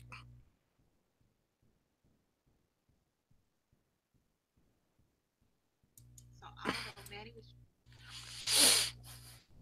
Okay, so this is where Kaya walks off pretty much. She's getting ready to, yep, she's getting ready to get the fuck out of here. But they was just struggling, y'all.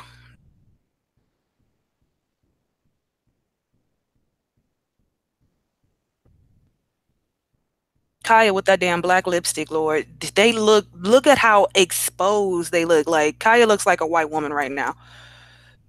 Cause it do look like it's hella fucking bright.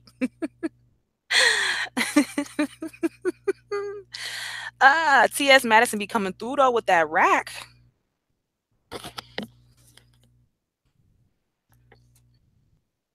They said got her looking like Kanika and shit. Y'all is crazy. Yeah, the big one is a man. The big one is a guy.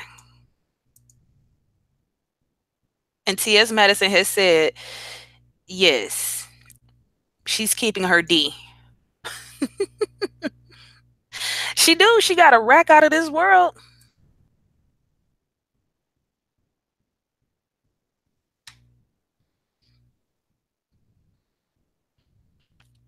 I mean, this don't even look at their face. T.S. Madison looked like an Asian woman. And that's Kaya leaving right there. You see how the shot, how the whole background look like it's crooked and shit. The whole shit is not together. T.S. Madison looking like Lil Kim right now. I cannot. I cannot.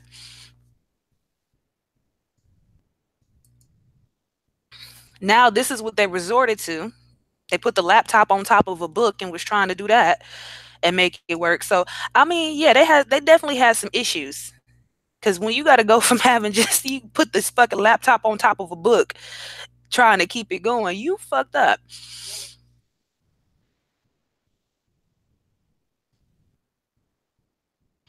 He said, I don't know what the hell I'm looking at. Okay, so we're talking about something called Queen's Court, which is with Kaya and T.S. Madison, who is a transsexual female. They have a show that's been, that's gotten really, really popular. But basically, last week, everything came to a head where Kaya walked off. She was just done in the middle of a Monique interview, which is the biggest interview they would have had till this day. He said goddamn Taliban flags for their background and shit. That's what I'm saying. I'm like, what? That's why I said it looked like some Sinetta shit. Like, what is this? Hey, Eric, stop trying to holler at all my peoples. You supposed to be my baby daddy. What the hell you talking about? Nicola look good. I think my friend Nikay over here, I think she done fell out and went to sleep on me, but that's okay. She got to get up and go to work in the morning. But yeah, yeah, it looks terrible. It looks terrible. Yeah, yeah, Kaya the rapper.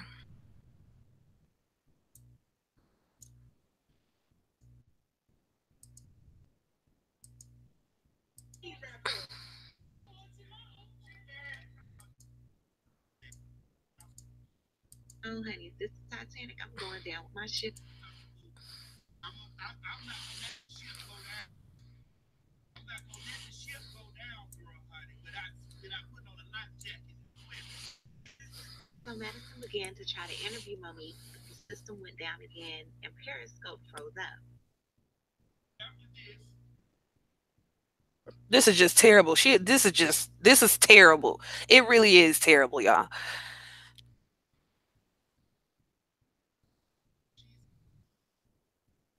Well, after that, Kaya came back, child, I guess to get her purse and let T.S. Madison know that she'll be getting her things and she'll talk to her tomorrow.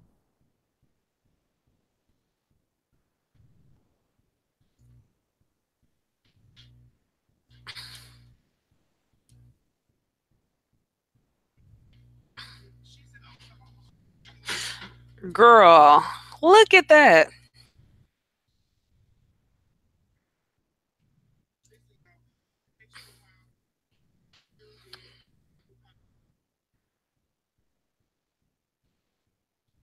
He said a rapper and a man dude.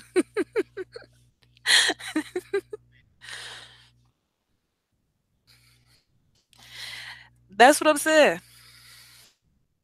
So Monique recorded her Periscope before the Queen's Court even started tonight. We got to hear some behind the scenes things of what was going on between. She got a queen rap on.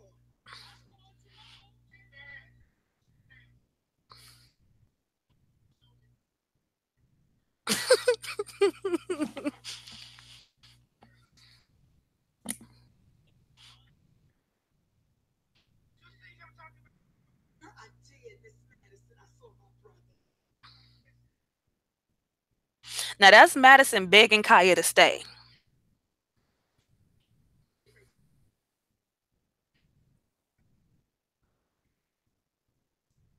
Hey, Miss Madison. Miss Madison.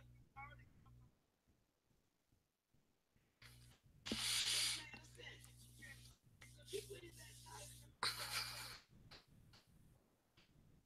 Hey, Iceberg. Kaya, I'm doing this because I saw that little response you gave to me a while back, and I so appreciated it when you said, you know what, Monique, for just what you're going through, I understand.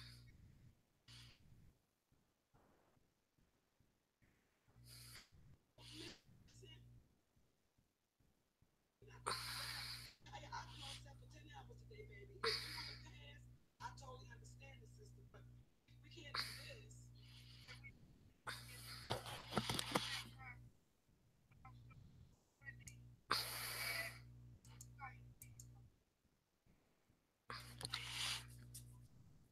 Kaya, why are you carrying on? She said that the production went. I know we don't have to do it, but can she just come sit down where you are so I can see her? You want to talk with her? I do. She don't have to do it.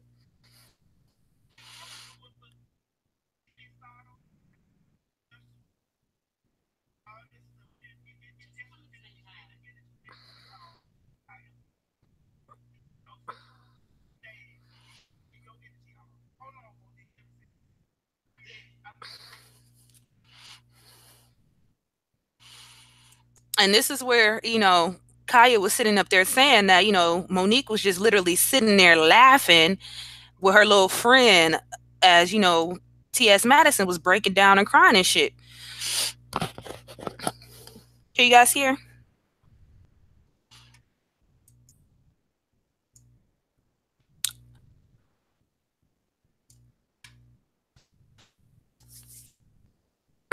Go take a beat off break and come back. Oh, Lord Jesus, what's happening in the chat? But yeah, y'all, yeah, now that we done got all the sides of it, we see what, T.S. Madison had to say. T.S. Madison is basically saying that, you know, it was her fault, but it wasn't her fault.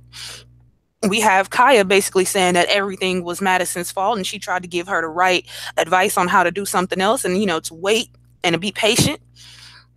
And we see T.S. Madison saying they still gonna be together. They still gonna continue to work together and, this is just a hiccup in the road.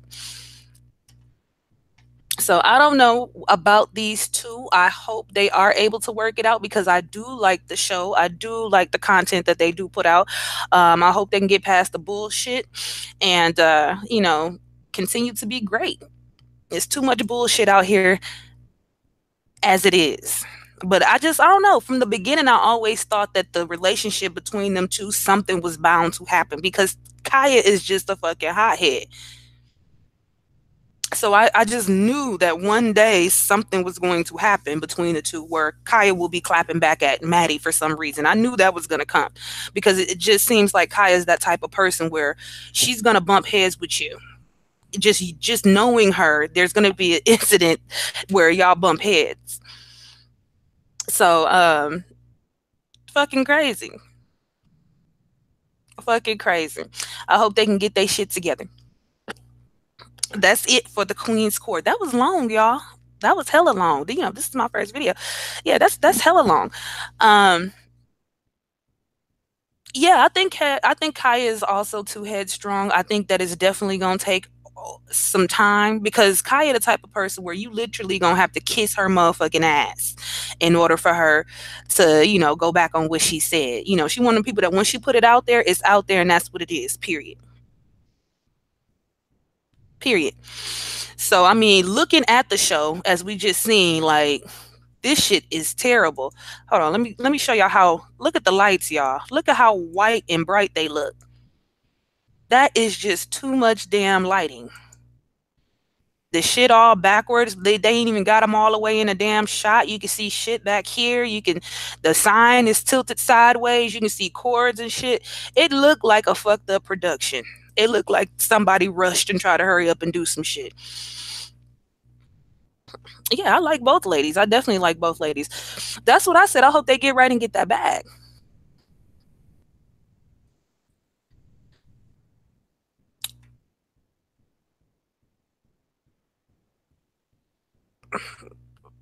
This motherfucker over start talking shit. What are you talking about?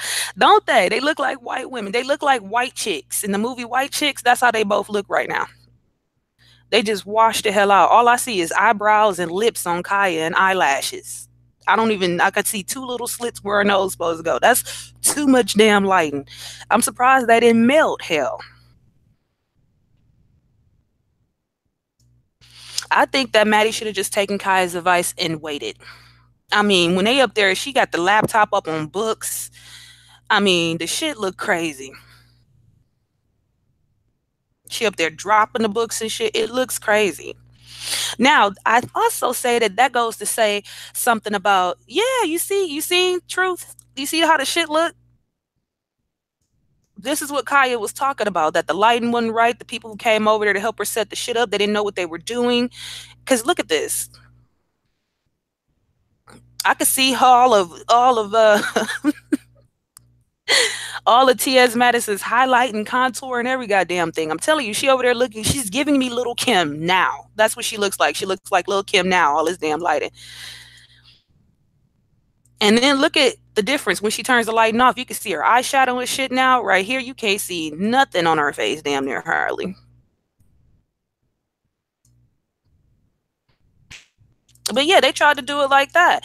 They was up there dropping shit. I mean, the whole shit was just terrible. It was terrible and it was thrown off.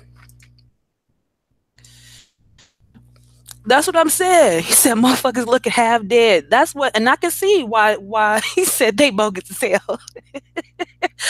But that's why Kaya was mad.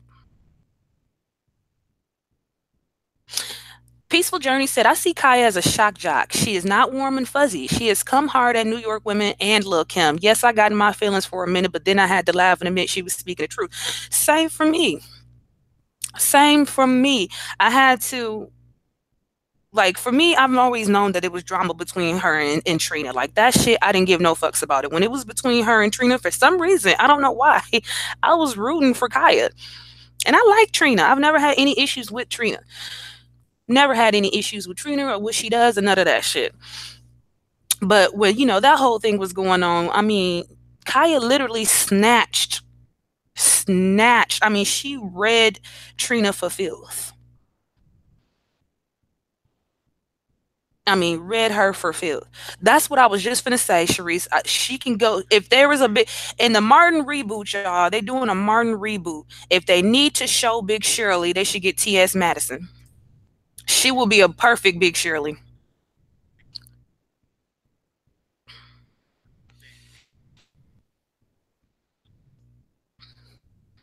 Show you what I can show you. Manny just walked up. We're Skyping. And you got ready to come back. Girl, she looks so pretty. Wait till y'all see them girls. Them girls are saying hello. She coming back in a minute, baby. Ira, can you see him? You can't see him yet, baby, because she ain't said nothing. Okay. Motherfucking T.S. Madison. She could be Big Shirley though. I'm just mad because look at how washed out they are, y'all. Look at this shit. Why? Why? Why? The hell she got to be that bright for?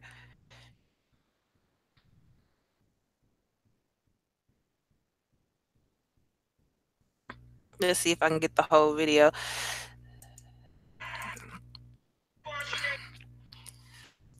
YouTube killing me with all these bootleg ass videos.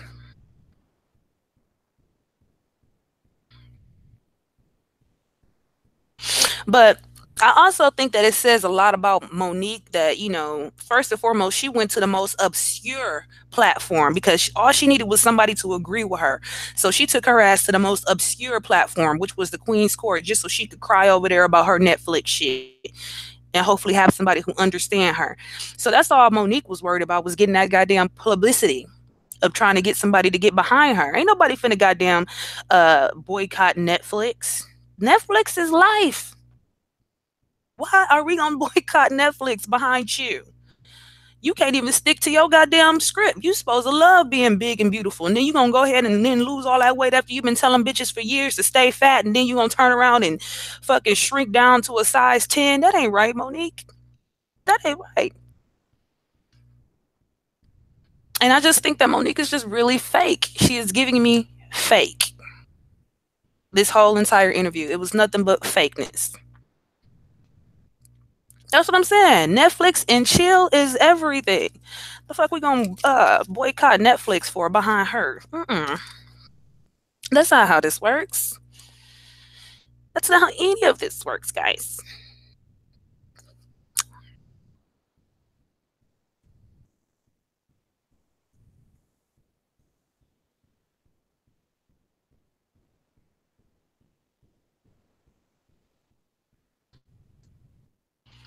Let's see, Petsy. Up there it is.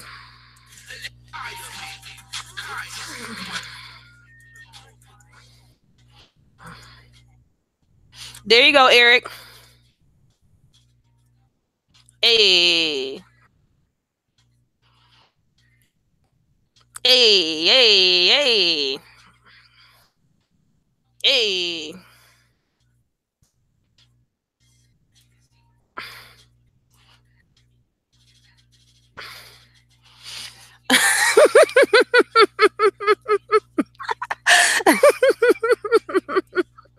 Hey, hey, hey, hey, hey, hey, hey, hey, hey, hey, hey. Go TS, go TS.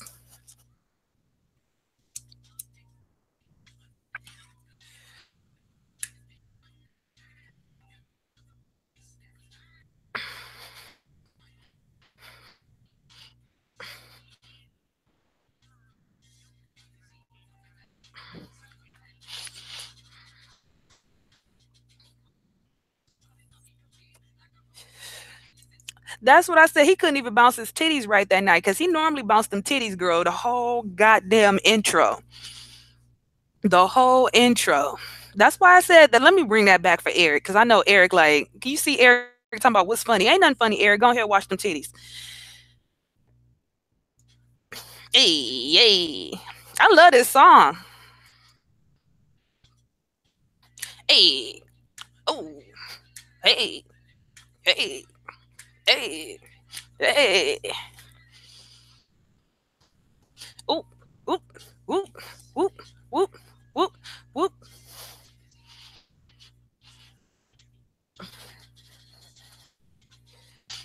Hey, hey, hey, hey, hey, hey.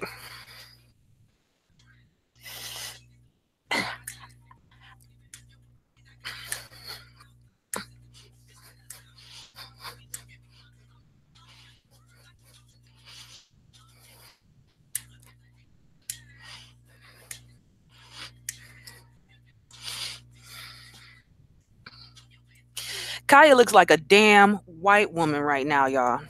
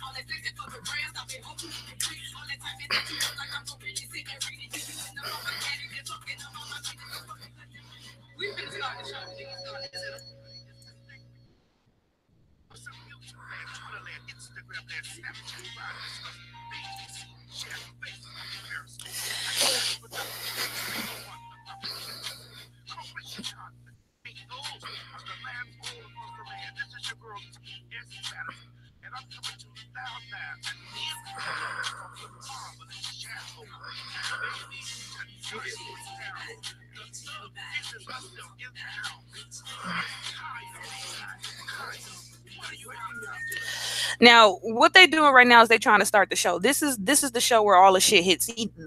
They all whited out. The lighting is clearly fucked up. The shot is fucked up. Whoever's holding the camera or adjusted the camera ain't even got them both all the way in there. They just look like necks and titties. Kaya looks terrible. So I would be mad too if I'm sitting there looking at myself in the monitor and I can't even see myself.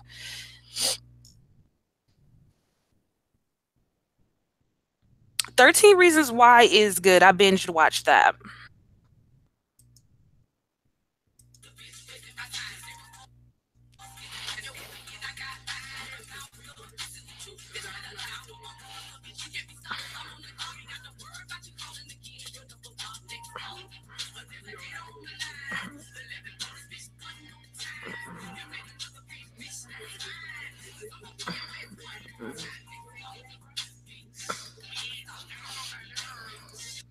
Okay, so I'm gonna show a real show so you guys can see the difference.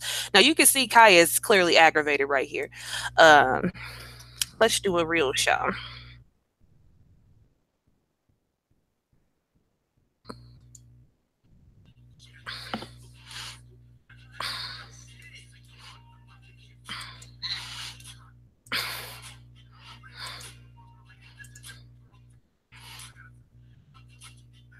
So yeah, Felicia, that was good.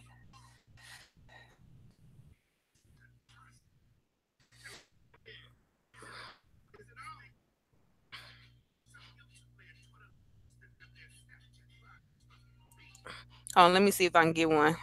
Cause I love the titty bounce, y'all. I don't know why. I just love the titty bounce at the beginning. Here we go.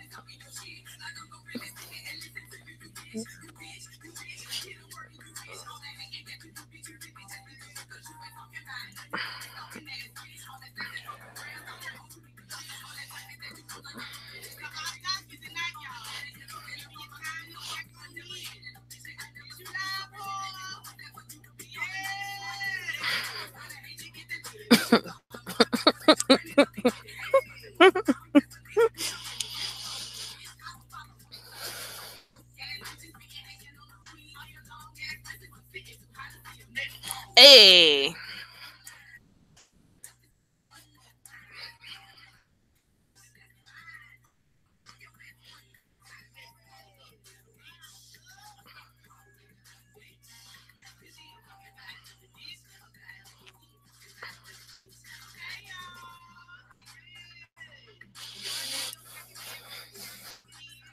Why I'm sitting here bouncing right along with her, about to knock my goddamn self out. Gotta go and put on me some support before I sit up here and try to bounce. That's why I'm sitting up here like, yeah. He said, this shit is bananas. Sit your ass down, dude. Shut up, truth. Hey.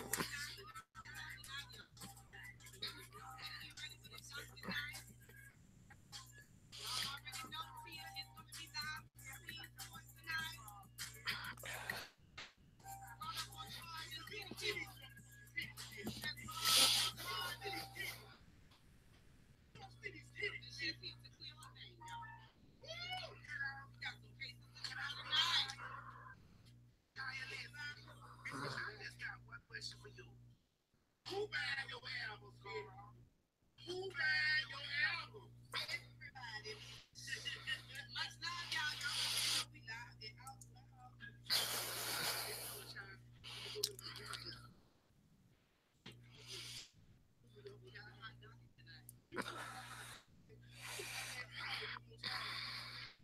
The children don't understand we on time tonight. We on time tonight. So we can run it one more time. We can run that bitch one more time. Is it on, honey? Is this thing recording? What's up, YouTube land, Twitter land, Instagram land? I ain't gonna go but a little bit. I ain't gonna go but a little bit.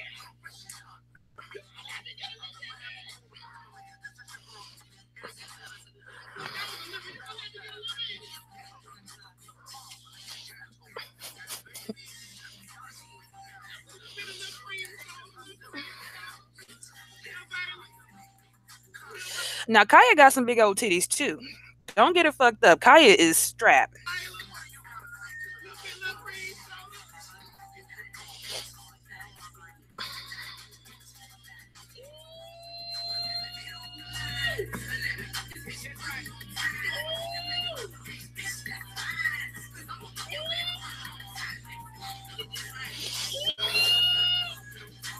She be making me mad with that damn straw in that glass of wine.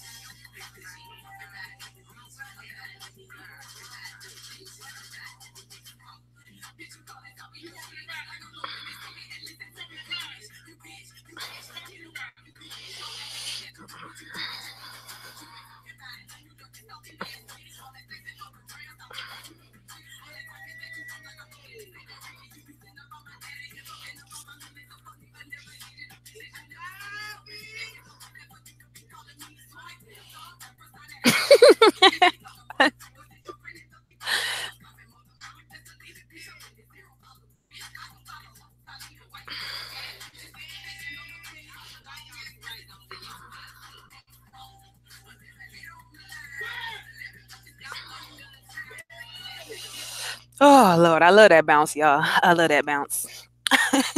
But yeah, this is their real show, and you see it's a lot different, a whole lot different. I'm gonna go back to one of their older ones when it was on the couch. Here they go.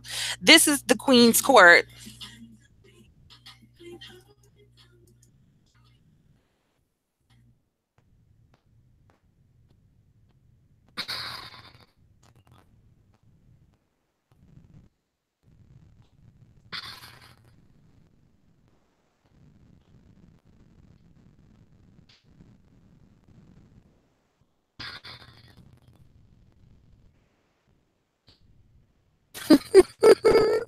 Let me see.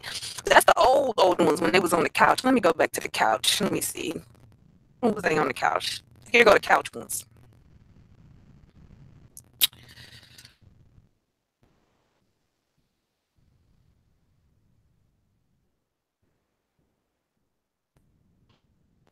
Oh my God. So these are the ones where they was on the couch.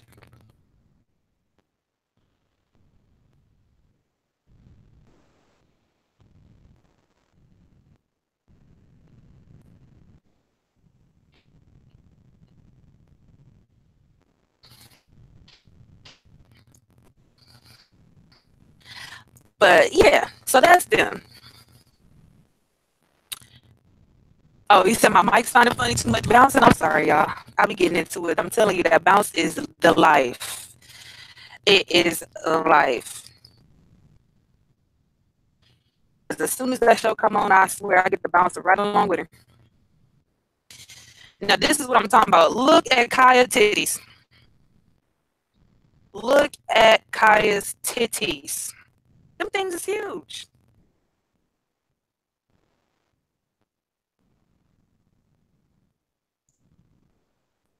Look at that.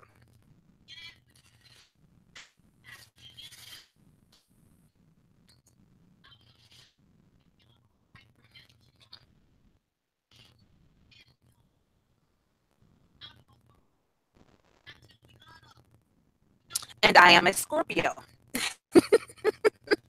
Shouts out to the Scorpios. I can't do so. We talking wine now. Now, as far as wine, I like Pinots, not Pinot Noir, but Grigio. As far as my reds, like a Chardonnay or something like that, like a pink rose blush type wine. But that's what I like. I like my wines to be a little bit dry and tart. I really don't like Moscatos because they are very, very sweet. They do look hella heavy. I don't know how she was working out. You see, she got on like 2, 3 damn bras to keep the motherfuckers up. She can't do that T.S. Madison bound. She gonna knock herself the fuck out. Them things is huge.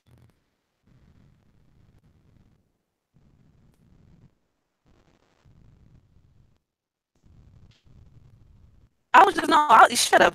What am I doing? Looking at her breasts? Hell, they there. You can't help but to look.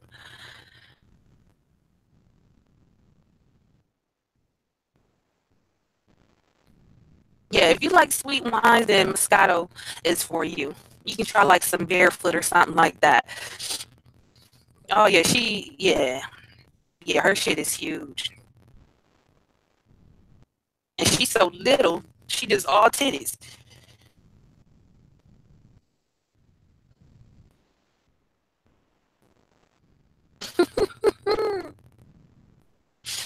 But yeah, y'all. So that is the Queen's Court. So if you haven't been watching them, y'all guys can go catch up on some of their shit, or you can watch their current and upcoming stuff they supposedly have coming out. We don't know. Yeah, she just titties with legs. Because her titties didn't even look this big when she was on Miss Rap Supreme. For some reason, she looked flat chested on Miss Rap Supreme. But this shit right here, I don't know if she kept growing or I don't know if she got a boob job. I don't know what happened. But the motherfuckers are huge. So that's my job. We can share, Eric. It's Valentine's Day. We can share the titties.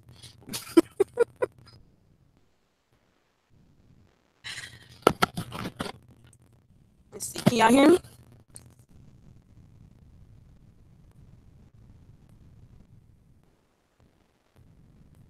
Oh yeah, she's strapped. She definitely strapped. Let me go over here. But yeah, so that was the Queen's Court, everybody. That was my take on the Queen's Court. I really do hope they get back together. I really do hope they are able to work that shit out because I mean they got a good thing going with their little show. Um,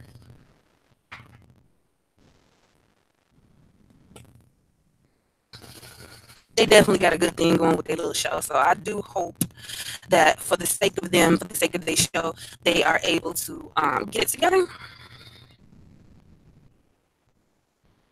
They definitely got a good thing. Oh shit, my mic all fucking up. Hold on, let me see y'all. Can y'all hear me better now? Is it clear? He said the motherfuckers make me think about going to sleep on them. Don't they look soft? T.S. Madison's titties look soft too. I mean, for her to be a trans girl, she does look more on the womanly side as opposed to some of the other trans girls who, I mean, well, she's not a drag queen, so I guess that makes the difference too. I mean, drag queens, they are over the top, they're all over the place with their makeup and shit. They do a lot. But for T.S. Madison, she does a really good job at looking like a woman. Yeah, she does. She does. And she said all of her surgeries were backdoor surgeries. I mean, she just got, she don't even know what she got inside of her titties. Yeah, they do look real. But yeah, T.S. Madison said she don't even know what she got inside of her titties. Some bitch just shot her up with some shit. So, and same for her butt. She said, the only way she can get anything done to her breasts is unless she get it done surgically. And surgically, what they do surgically is they actually cut. They actually cut like the whatever the substance is they injected. They actually cut that shit out of them because after a while it just like turns hard and it starts to coagulate inside the boob. So that's like 9 times out of 10 the only option they have. Otherwise, they just have to stay with whatever that shit is inside of their chest and butt. Eric, again, it's Valentine's Day. I don't know why you cruising for a bruising, but if you want it, I can pull up and pull off. See, I don't know. For me, it's different. I've actually had a breast augmentation because I was considered to be what they call a negative A cup. I had teeny tiny boobies, and one was bigger than the other, and it was like totally noticeable. So I had to go get my boobs done because I just was tired of looking at myself. I didn't feel like a woman. I didn't do it for the guys or anybody else. I just felt I was tired of not being able to put shit in my boobs. I was tired of crumbs and shit. Like if I eat something, the crumbs would just fall down through my shirt and land right in my lap and shit because there was nothing there. So when I actually got my boobs done, I was like so happy. It was just like a whole new fucking world. The first time I got titty sweat, I was happy.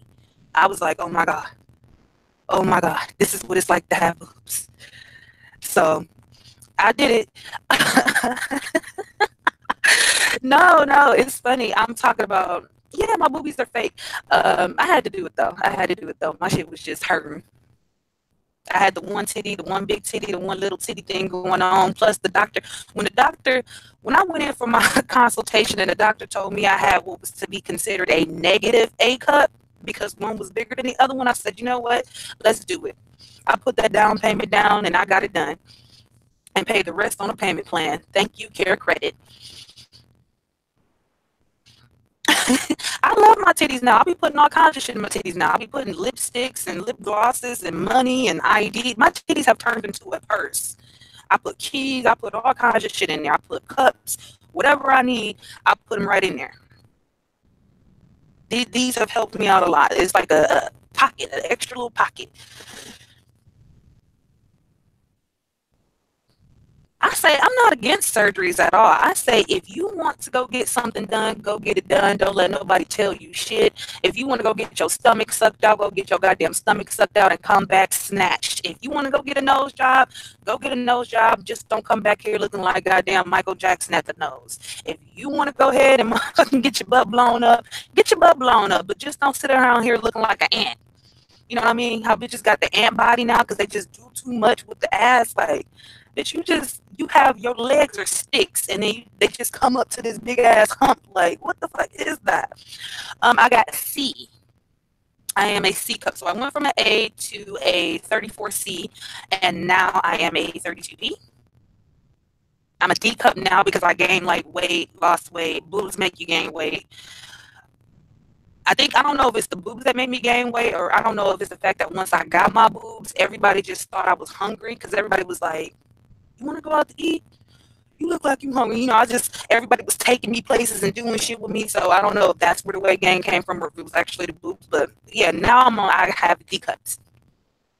But my job is 10 years old. So they have grown with me and I love them. I love them. These are my babies. But that's what I'm saying, you know, if you want to go get something done, go get that shit done. Hell, like I said, I did mine on a payment plan. Take your damn tax return and get it done. Come out, have your new year with your new body and, you know, be cool with it. Just today, we were talking about Delicious from Flavor of Love.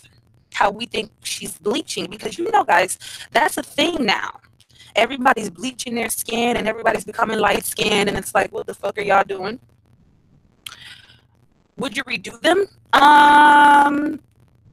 Like redo them for what purpose? My nipples are great. They went through my nipples. What the hell is wrong with my mic?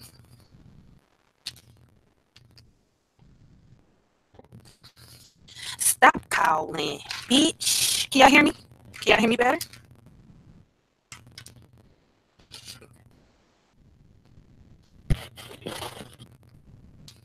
Damn, do I gotta sit here just still? Can y'all hear me better?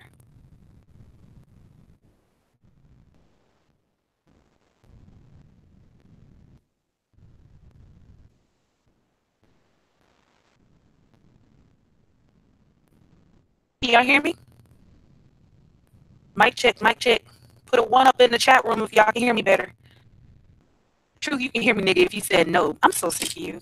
Yeah, after 10 years, you got to go in for a re-up. You don't have to go in for a re-up, but it's recommended that you go in for a re-up.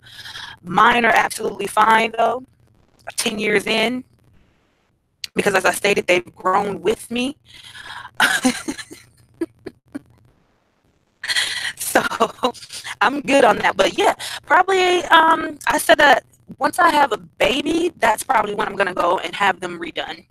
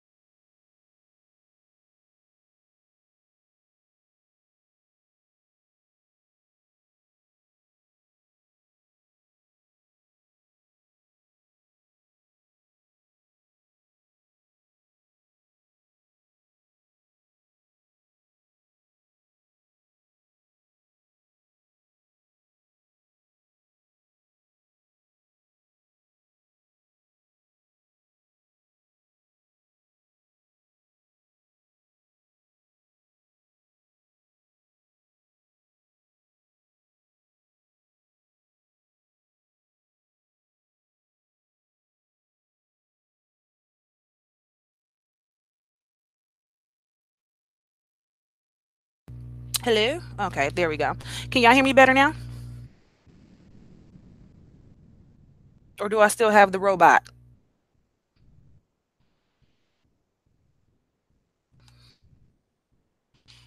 I was having some mic issues. Am I still having the mic issues?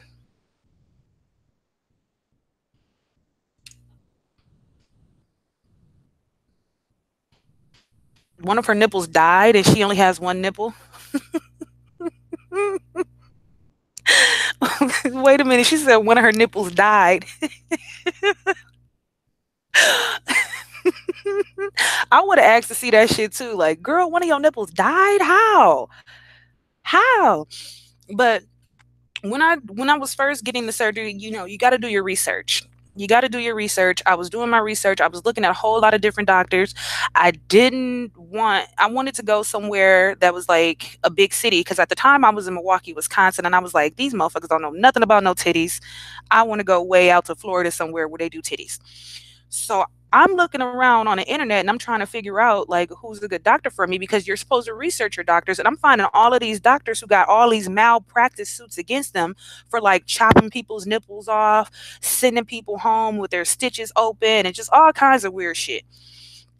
And so that's why I ended up in just staying in Wisconsin because what I did find was a doctor who specialized in black people's skin. So that was gold. So finding him was perfect. His name is Roger C. Mixture. Milwaukee, Wisconsin, Center for Cosmetic Surgery. I went to him. He sat me down in his office, really comfortable, really cool dude. Told me about, how people with melanin, how we heal differently, and, how we are more prone to keloids. So he told me, he wanted to go through the nipple. He was going to make a small incision, go underneath the muscle, and, I wouldn't have to worry about anything. There would be no scar. Till this day, I have no scar from my boob job, and I did not have to go through my stomach. When people go through the stomach, it actually rips their stomach lining. So that's what they do. They put a tube through your belly button, and through that tube they go all the way to your boob, and then they shove an empty bag in there, and then they fill it up.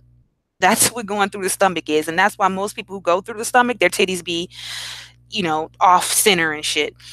She said it turned black and had to get it off. They offered her to get a third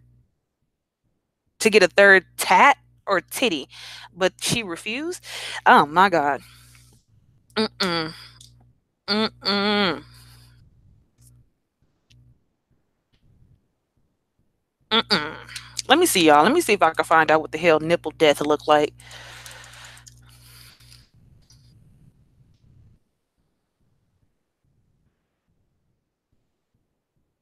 Oh, I guess it's like really common that people's nipples pass away, and it's most likely after breast reconstruction. Damn. Oh shit. Don't. Oh my god.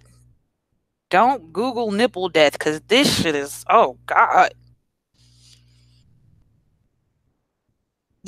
Yeah. So I'm gonna say don't Google nipple death. If I could show y'all, I would, but it doesn't. It looks very. Ew. It don't look good. it don't. It don't look good.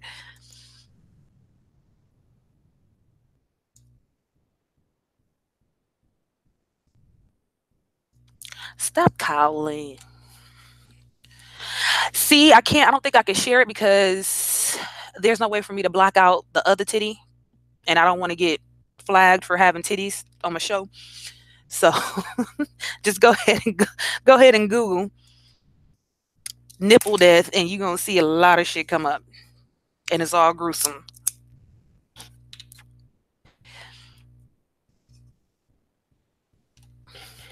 Eric, it's Valentine's Day. I swear. One of the gifts I'm gonna get you is a blow up doll. I'm gonna get you one of them damn sex robots. We gonna start a GoFundMe for Eric so we can get him his very own sex robot. We gotta have a robot look like Monica because we know Monica is his life. So we gonna have to go ahead and get him a little sex robot that look like Monica, and that's gonna be my gift to you, Eric, for Valentine's Day. We're gonna go ahead and start a GoFundMe for Eric's sex doll. And the nipples won't be dead, Eric. The nipples won't be dead. We're gonna make sure both of the nipples are alive. The sex robots, truth, you ain't getting you no sex robot.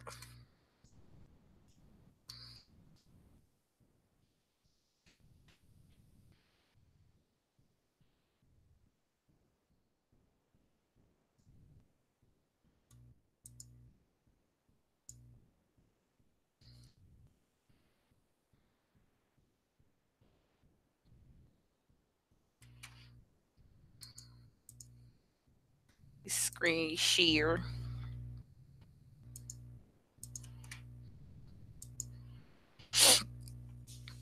Here go the sex robots right here. Where the black sex robots at?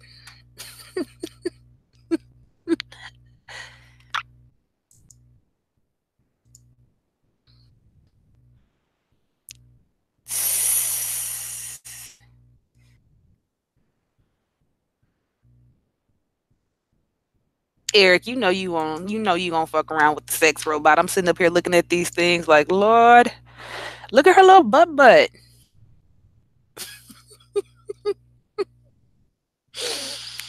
Oh my goodness.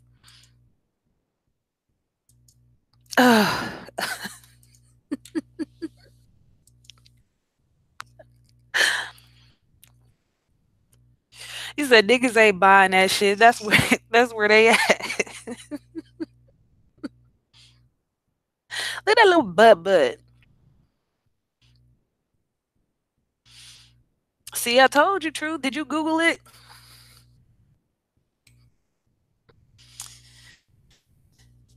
That was Eric hugging that. Let's see. Hold on, y'all. Let me go back. um, pop the chat out. Quit Kyle Land, bitch. That song is stuck in my head, y'all. I love that song.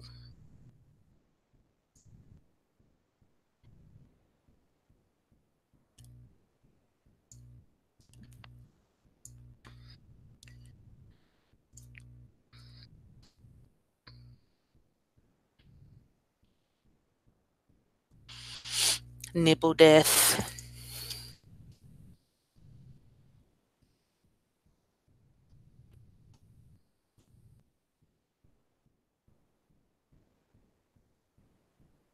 Oh, there it is. There is the pocket.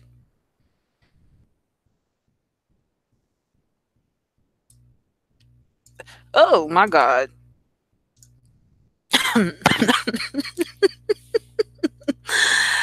Oh,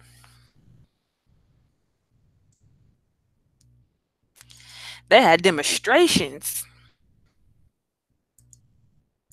on how it's used.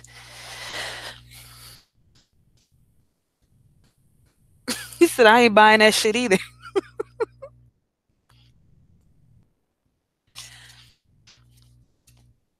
Yes, yes. It's a lot of weird shit out here. I seen something when I was on YouTube, on Facebook actually, that they made somebody had the idea to make a doll. Somebody had the idea to make a doll that is a sex doll, but the doll is a kid. It looks like a kid. It's a doll that looks like a kid that is for pedophiles to have sex with. And basically, what they're trying to do is they're trying to say that if you give them the doll, it'll make them not want to have sex with children because they have the doll. Which, in my case, I think that would actually make them more like thirsty to go snatch somebody's kid off the fucking street because they're sitting up here fucking this fake doll. Eventually, they gonna want the one thing, the real thing. So I think that's dangerous. I don't think that's a tool for therapy or whatever the fuck they're trying to say. I think that's actually a tool to make them want to act on that urge. I think that'll actually give them the wherewithal on how they want to do it and all of that shit. So, I mean, it'll make them a better goddamn pervert. And y'all, I'll be watching like Steve Wilkos. Every time I watch Steve Wilkos, he does these lie detector shows where most of his shows are about pedophiles. Damn near. Most of Steve Wilkos shows are about pedophiles. Every time on his damn show, I be hoping this shit don't be true, but a lot of times these motherfuckers, you gotta watch who you have your kids around. You gotta watch who you have your kids around because a lot of times on his show, it's always the uncle, it's always the dad, it's always the boyfriend or the brother or some shit like that that's touching on people's kids. So it's always the people that's really in your own house. So would the grown one make me not want a real woman? They goofy as hell, dumbass therapists. Yeah, that's exactly what they're saying. I guess if you have a doll, then that was supposed to take away your urge for that actual physical contact, which us as humans need. So, I mean, if you're sitting up there fucking on a doll that's shaped like a child, I think that's going to do nothing but make you want to go out there and try it with the actual child. With the, make you want to go get the real thing. Because I think that's what fucking the dolls do as an adult. It makes you, it curbs you for that time. But I think in the end, it just ends up making you want the real thing even more. Don't nobody want to keep fucking with no cold ass doll and lube and all that shit when you can get the real thing. So I think that's the type of shit that they would be on. Yeah, yeah. It's people are fucking crazy. People are crazy. There's a whole society that is out there for pedophiles. A whole society that's out there for them, and basically, you know, I guess the fundamentals of their society is basically saying that having sex with children is a natural thing and that we are the motherfuckers who are crazy because we think it's wrong. What they like to say is, back in the day, having sex with children was normal. Now it's a taboo, which that's not the case. See, that's my thing too about it is I don't understand what attracts a person to a child, but outside of that, like I be feeling that way about, little people. The midgets and shit. I be thinking like if you're able to fuck with a midget, you might not be too far off from trying to fuck with a kid. You know what I mean? Because I get it. You know what I mean? Midgets, they out there, they be thick as hell. A lot of midgets got big old booties. I get all of that. But at the end of the day, some of them look like kids. Not just their height, but they look like an actual whole fucking kid. So how you can lay down and have sex and do all that with one is and not be disturbed, I guess. But I just think that you're not too far off from trying to do something to a kid if you could be sexually attracted to a little person, you know, um, just I guess off of the looks. Not all midgets got big booties now. If you watch Little People Atlanta, not all big people, not all of them got big booties. Not all of them got big booties. Some of them got little booties. It don't be too little, but it be smaller than everybody else's. But they be thick as hell though. Them little legs, they be thick as hell. Yeah, I watch the Little Women. I watch all of the Little Women shows. I mean, the Little Women Atlanta is life because they be having so much drama on there. And the funniest shit you will ever see is little people fighting. That is the absolute funniest shit that you will ever see in your life is a group of little ass women boxing. Funniest shit ever because security comes in and just gets to throwing everybody, gets to picking motherfuckers up and shit.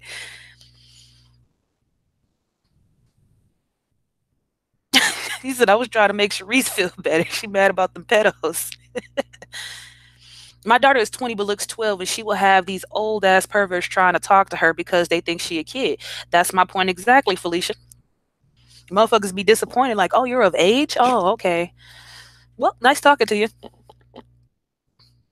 And it's always been that way too because I felt this way about older men and younger women. Like as a 40, 50 some year old man, what do you really want with an 18-year-old girl? Outside of to fuck her life up with some old bullshit. What can you old enough to damn near be her grandfather, but you trying to date her? Like what the fuck? What can you bring? What can an 18-year-old talk? What are those conversations like? 18 years old, 50-year-old man, what are y'all talking about? Where does the intellectual conversation comes in at? You know what I mean? I think when those situations happen, it's more or less men who want to control, they want to control somebody. They can't control some grown ass woman. A grown ass woman gonna tell you, get your shit together. I ain't fucking with you. You can't tell me what I can and can't do. But an 18-year-old girl gonna be like, okay, because she's still a damn kid.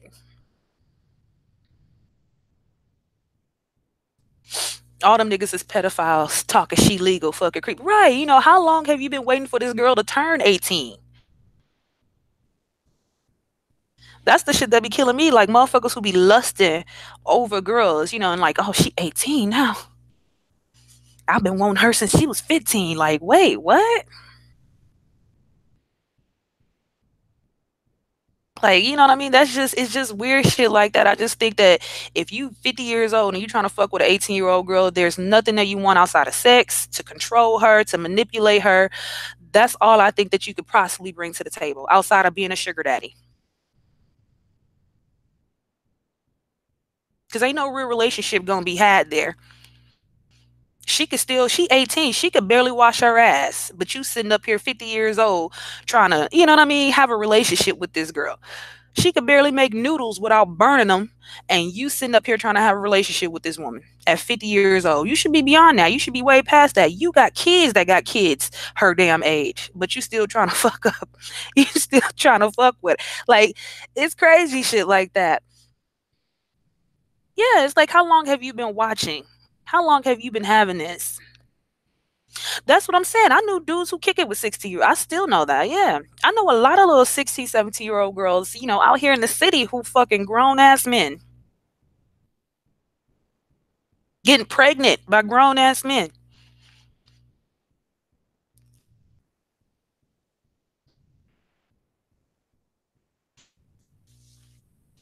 Grown ass men.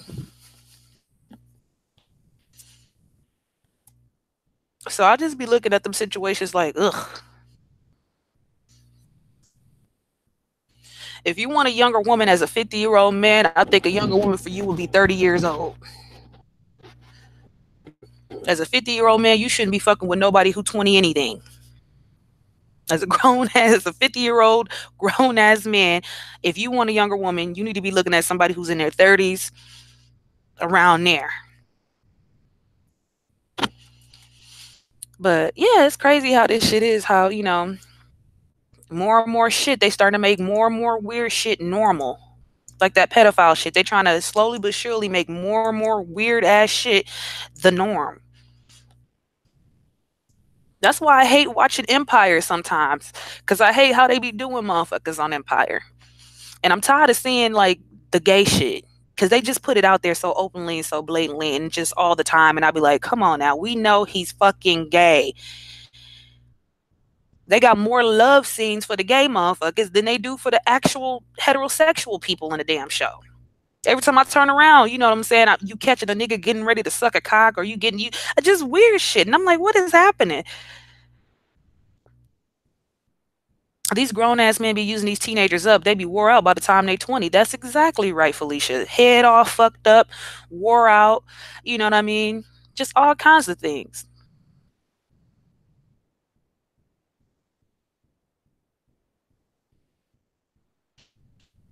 I have nothing, and I have nothing against the LGBT community. But no, like just every 20 seconds we gotta see the gay shit. It's like, damn, I can't even watch the show all the way because it's some gay shit that's finna happen all the time. And I'm just like, God damn. Can you at least put some lesbians on this motherfucker? Jesus. Can we have a mix up? Just all this man on man shit. It's like, ugh. I get it, you're gay. We don't have to keep seeing y'all making out and making love and shit. Younger men love older women. That is true, big dog. That is true. It is glamorized too much. It is. Because I mean they're people too.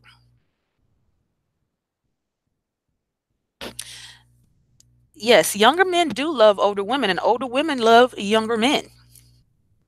But I don't really too much see older women going outside of their area to fuck with young men who are 16, 17, 18. I don't see that too often. I'll see like a 40 something year old woman with like a 20 something year old man, early 20s or something like that. But just as far as just a straight teenager, I don't see that too often. But then, also women, we're a lot more, smooth with the shit that we do. So it's most likely not as publicized as it is with the men. But I'm pretty sure there's women out there that be trying to knock down these young boys that's underage or barely of age. Right. And you know why they do it too? I mean, for women, I can say that the motivation is sex, sex, sex, and more sex. And I can say it's the same shit. The need to want to control somebody. You can't control a 45-year-old man, but you can control a 20-year-old man. You could tell him, nigga, I ain't buying you no Jordans unless you come in here and get this pudding. You could tell a 20-year-old that. You could tell a 20-year-old, I ain't paying your car note. I ain't fucking, I ain't doing shit. I ain't buying your school clothes, whatever the fuck. I ain't gonna do it unless you do me. You can control a 20-year-old, but you can't control no 45-year-old man.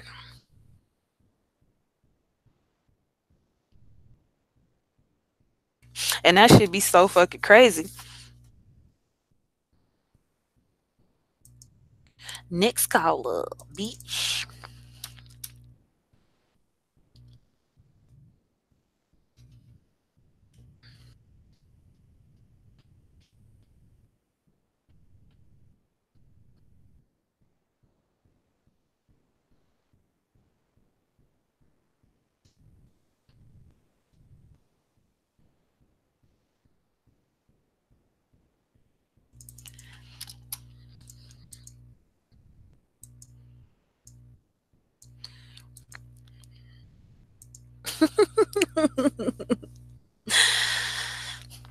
Well, I expect young men to be slow as hell because a lot of them slow as hell now. That's another thing too. Like it's just that compatibility shit is a motherfucker. But I mean, people are crazy. People are crazy.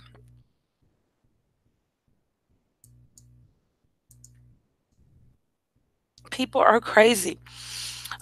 So I was just looking at some things about Quincy Jones, y'all. Quincy Jones. How y'all feeling about Quincy Jones and all of the tea he has spilled? If you do not know who Quincy Jones is, Quincy Jones, well, I'm pretty sure everybody should know who Quincy Jones is, a music mogul. But if you don't know what he said, because he old as hell now, he basically came out and he said he said a lot of shit. He said that Richard Pryor was sleeping with Marlon Brando. Good night and happy Valentine's Day, Cherise. Richard Pryor was sleeping with Marlon Brando. He was saying that basically Michael Jackson had stolen some songs from other people and from him. What else was he talking about? That's one thing that I said as well, Felicia, is while he was out there calling everybody else out for being butt bandits, he never called, never exposed none of his tea. Because like Truth was saying earlier, you know, Tupac had exposed Quincy Jones a long time ago as being gay. Marlon Brando was a white actor. I believe Marlon Brando is the one who played the Godfather. He is the Godfather himself.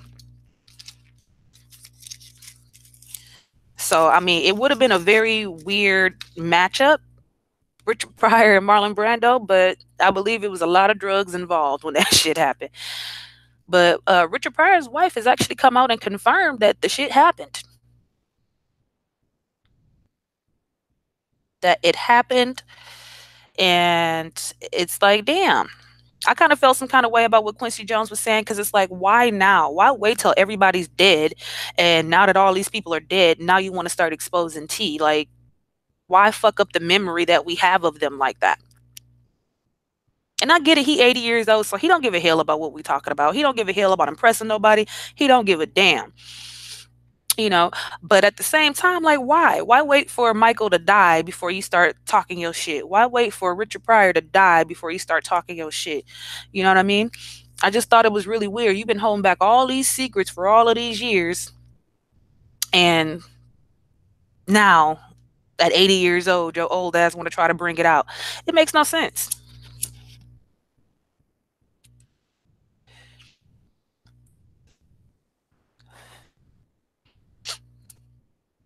All his butt buddies probably dead. Damn near probably.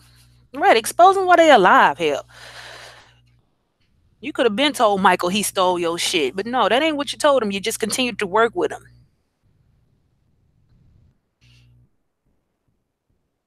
And Joe Jackson came out and was like, I don't know, everybody knows Joe Jackson is a thug. I think Joe Jackson is still beat the fuck out of somebody right now to this day. But Joe Jackson basically came out and said that, Quincy Jones don't want no smoke. That's basically what he came out and said. Because he was like, Quincy Jones know what it is. He knows what it is. I'm not even going to comment on it because he knows what it is. And you could damn near paraphrase because, I mean, he was just so slick about it. Like, yeah, fuck him. I told Quincy Jones back in 72, fuck him, and it's still fuck him. That's how Joe Jackson came out about it. So I just thought that that was very, very odd. With him, doing all of that exposing. Um, oh, also, yeah, let me make sure I get that in. Doing all that exposing and shit. I just popped up with something because I totally forgot about it. Fantasia, Fantasia brother died. He was killed. I believe he was shot and killed. And yeah, R.I.P. to Fantasia's brother.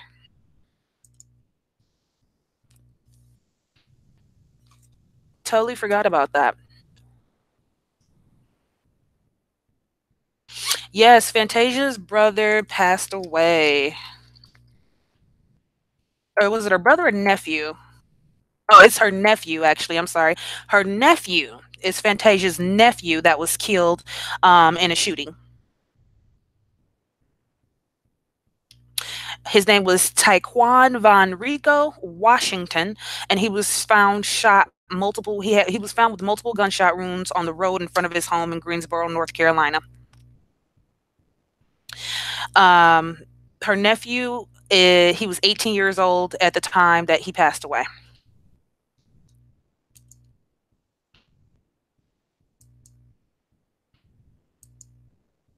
So rest in peace to Taekwon.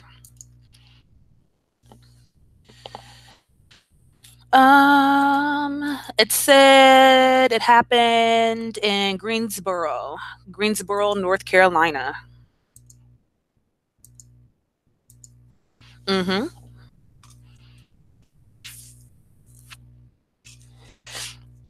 Greensboro. So rest in peace to him. Totally almost forgot about that. Poor Fantasia. It seems like Fanny cannot catch a break. Seems like every time I turn around, something tragic is happening to Fantasia.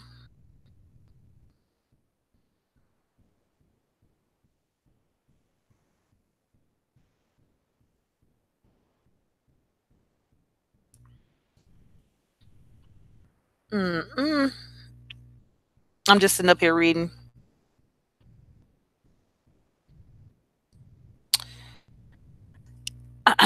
But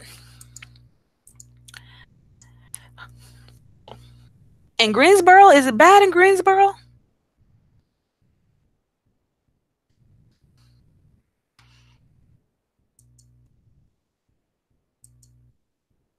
Where the hell did I go to? Was I in Greensboro? No, I don't think I was in Greensboro. I think it's called Goldsboro or some shit. Where the hell was I at? Was it Greensboro that I was in? Or Goldberg or some shit?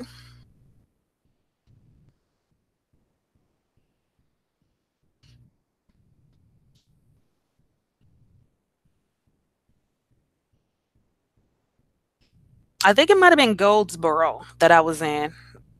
Because I had went to North Carolina before, and it was interesting to say the least.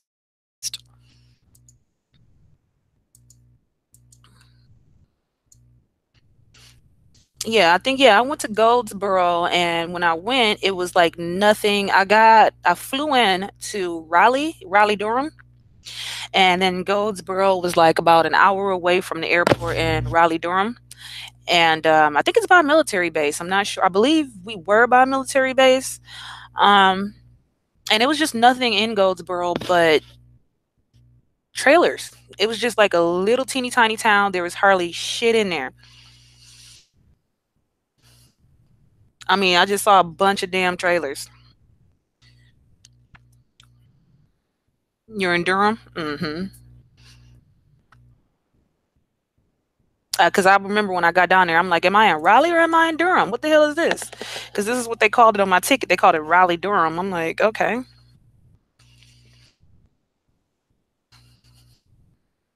Mm-hmm.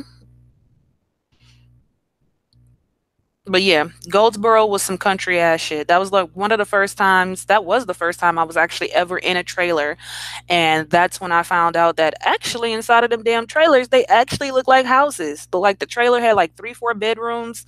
It was like a living room, a dining room. I'm like, okay. But it was like sitting up on bricks. It was like it wasn't like a mobile home. It was just like I guess a trailer sitting up on bricks. Well, you already know the story about Chicago. Today, a police captain was just killed out here. He was either no, he was a commissioner. He was just shot and killed downtown. So the police gonna be on bullshit for quite some time now because of that. I feel bad for the guys on the streets because they finna start busting their asses. Chicago police really ain't been on shit. I feel like Chicago police um has literally like with the Taekwon McDonald shit and all of the different murders, that all of the different cop shootings that's been happening, because Chicago, the city's been sued over and over again behind a lot of these cop shootings. So I think it got to a point where the cops just said, "Fuck it, we'll let you guys police yourselves, since we are such bad guys and everybody want to keep protesting and they're cutting our funds and all this shit. We'll just let y'all, police yourselves." So that's where we've had. It seems like we've had a period where the police just really don't give a fuck about too much of nothing. But I think after this cop died today, shit's gonna change.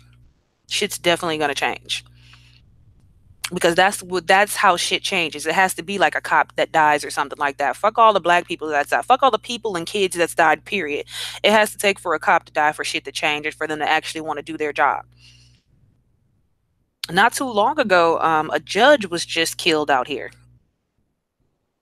So motherfuckers be out here getting whacked. You're not even safe to be a judge. You judge the wrong motherfucker, they're gonna come back when they get out and whack your ass. Yeah, of course, it was a white cop. A white commissioner. So that just happened. Well, not today, but yesterday. That had just happened,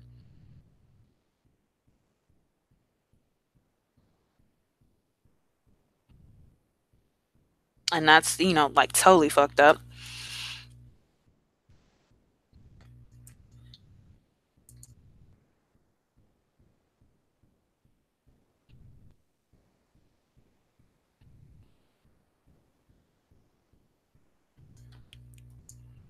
Let me see where we at. Who on right now? Oh, I see him. All right, y'all. So I just took a look while I was sitting there talking to y'all. I had just took a look and I was checking out to see who was on because I want to take a field trip. So let's go ahead and take a field trip. Let's take a trip to where are we gonna take a trip to? We are going to, yeah, Eric. You get up here talking that freaky shit, it's gonna be some issues. But we're gonna take a field trip. We're gonna go to Straight Drop. It looks like Straight Drop is on right now. Let's go check out Straight Drop and see what he's talking about.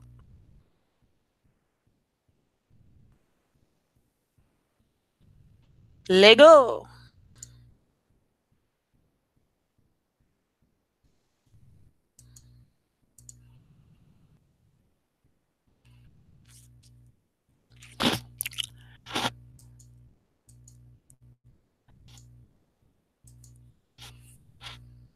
Ass nigga, I know what you tell me. Some ass nigga. I came up with all this smoke, you stupid ass nigga. He's in Bob, you dumb ass nigga. Ray Cooper, you stupid ass nigga. Fuck out of the building. I shot the sheriff, you dumb ass nigga. What you talking about? Ain't shit going on in fucking Riverdale. You dumb ass out here, but the pay centers. Stupid ass nigga, you don't know shit about shit. That bitch, whatever the fuck. Exactly, come out. Shit going on in the pay center.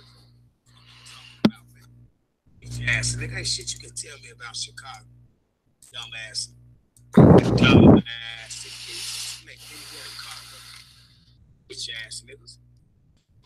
Like I said, bitch ass niggas. I run Chicago. Bitch ass niggas. Nigga, get some money, you dirty ass nigga. Talking to your little dusty ass. You ain't got no money. You pass over there arguing with me, bitch ass nigga. Got a half a square left. That dumb ass. A half a square and a half a drink. Bitch ass nigga. Dumb ass to go with some food. You ain't got shit. Ain't got no motherfucking food, you bitch ass nigga. Hey, go get your girl no food. Your dumb ass up here chasing Rob around. But ass gonna chase me. I'll buy your bitch some food, you dumb ass nigga. Fuck. Yo, nigga, get your retarded ass up. You don't even have a car. Post the car or something up here. I just showed you bitch ass niggas what I'm about. After you bitch ass niggas post the car and post some money, man, shut the fuck up. Post several cars. Post several things. I just showed you bitch ass niggas 150 in my lap. Fuck you talking about, man? Dumbass niggas. To y'all bitch ass niggas show me that. Y'all shut the fuck up talking to me. Cause we don't believe more people, bitch ass. You bitch ass niggas don't want to fight. Now I don't think Bitch that's ass niggas don't want I don't think that's Rob because Rob ain't that coordinated. I don't think that's Rob because he ain't that coordinated with the way he talk and shit. Whoever this is sound like they for real. Rob is a goddamn joke. But this guy, whoever this guy is right now, sounds like he's for real. bitch him and the rest of them. See, airline, court, TV, all of them bitches. Y'all strike all of them. Strike every motherfucking day. Bitch ass nigga straight drop. Bitch ass on Mike Larry Page. Somebody you was from New York. Now you from New York. Now you from Texas. Bitch ass don't know where you from. Bitch ass from scary. I know you know where I'm from. Bitch ass nigga. My job, right? You know you.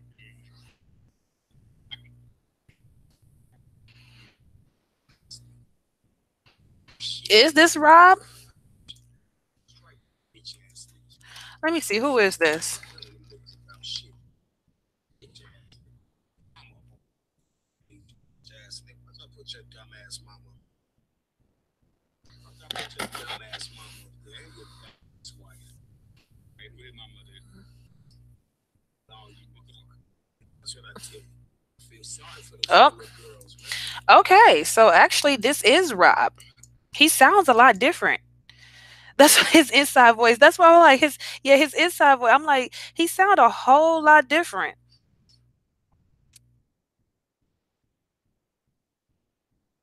I'm like, what the fuck? No problem. Simply, thank you, thank you. Happy Valentine's Day. I'm looking right now, and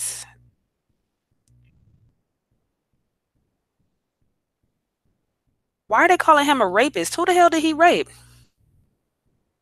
Oh, thank you for the thumbs up.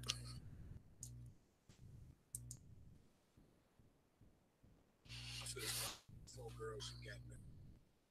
A straight bitch, man. I feel so fucking sorry for them little girls you got there. Cause they daddy ain't gonna stand a chance, man.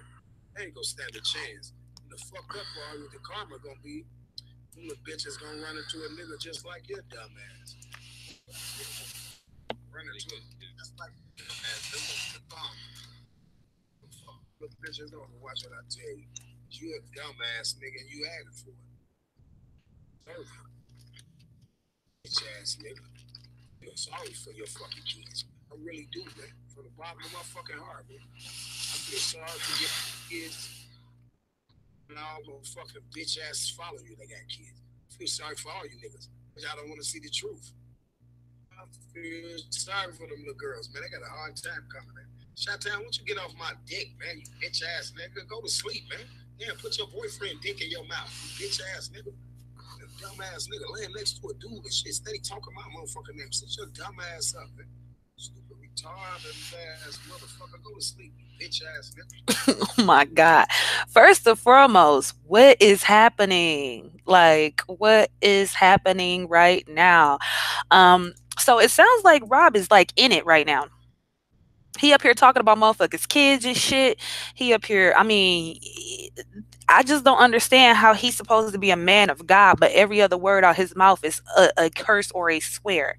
I don't get how he's supposed to be a man of God, but he has no problems talking about motherfuckers kids. He has no problems talking about he's gonna pull up and do this and do that.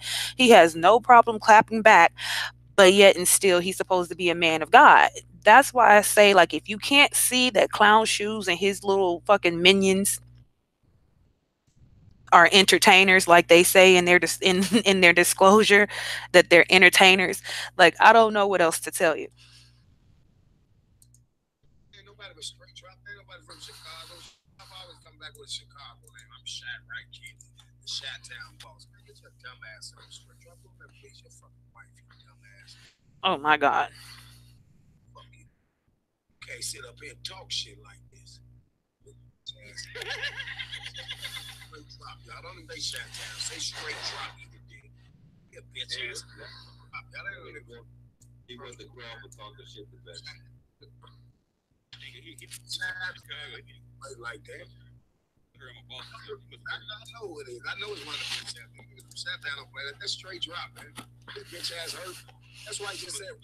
That's when we shot that video at Riverdale in the hundreds. That's why I just said that I be knowing everything niggas be thinking they talk about. That's straight drop, dumbass, man. He's so obsessed with a motherfucker. We know every motherfucker where you at. Bitch ass nigga down over here, cat as you. So talking to the queens, I got 5 dislikes. That was your bitch ass from all 5 of your accounts. Bitch ass nigga. And if it wasn't you, you called your bitch ass home and told your dirty ass daughters and your dusty ass wife to do it. Oh my God. You damn clown, man. You don't know you got 6 dislikes. Daughters not gonna be targets for niggas. You fucking it up for them. Niggas gonna fuck your baby over so bad. Oh my God. Oh my God. Oh my God. You know what I'm saying? Bitch ass nigga. I don't give a fuck about you. On my live, you dick sucking ass niggas. Your babies ain't shit. Oh my God. Fuck your babies over. Fuck you, me. Flutter bike. Get your dumb ass on, man. Flutter bike, you faggot ass nigga. Oh, you niggas some faggots. Somebody gonna fuck your daughters no more. Watch what I tell you. Don't be mad. Your baby's got the worst type of motherfucking daddy to have. You a straight bitch, nigga. Where your wife at? She sleeping there? She probably in that fucking court TV wife. Over y'all mother, them bitches tired of you, dumbass nigga. They ain't tired of you shit. Dumbass nigga. Niggas ain't no shit. Shit, what's your dumb ass said there? And I'm putting your bitch up tomorrow. Watch what I tell you. Oh my goodness. Your bitch go viral. Watch what I tell you. I'm gonna have your bitch go viral. I'm gonna have all my queens put Oh my God. Oh my God.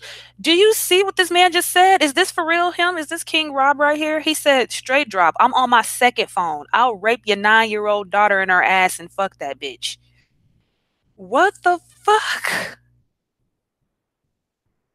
Yeah, let him stay his bitch ass in and listen to shit, you dirty ass bitch. Your mama a bitch too. And your dirty ass wife. Drop the location, you bitch ass nigga. All the queens see you a bitch. And drop your location yet. The whole YouTube you been calling me, telling me you a bitch. You ain't drop your location.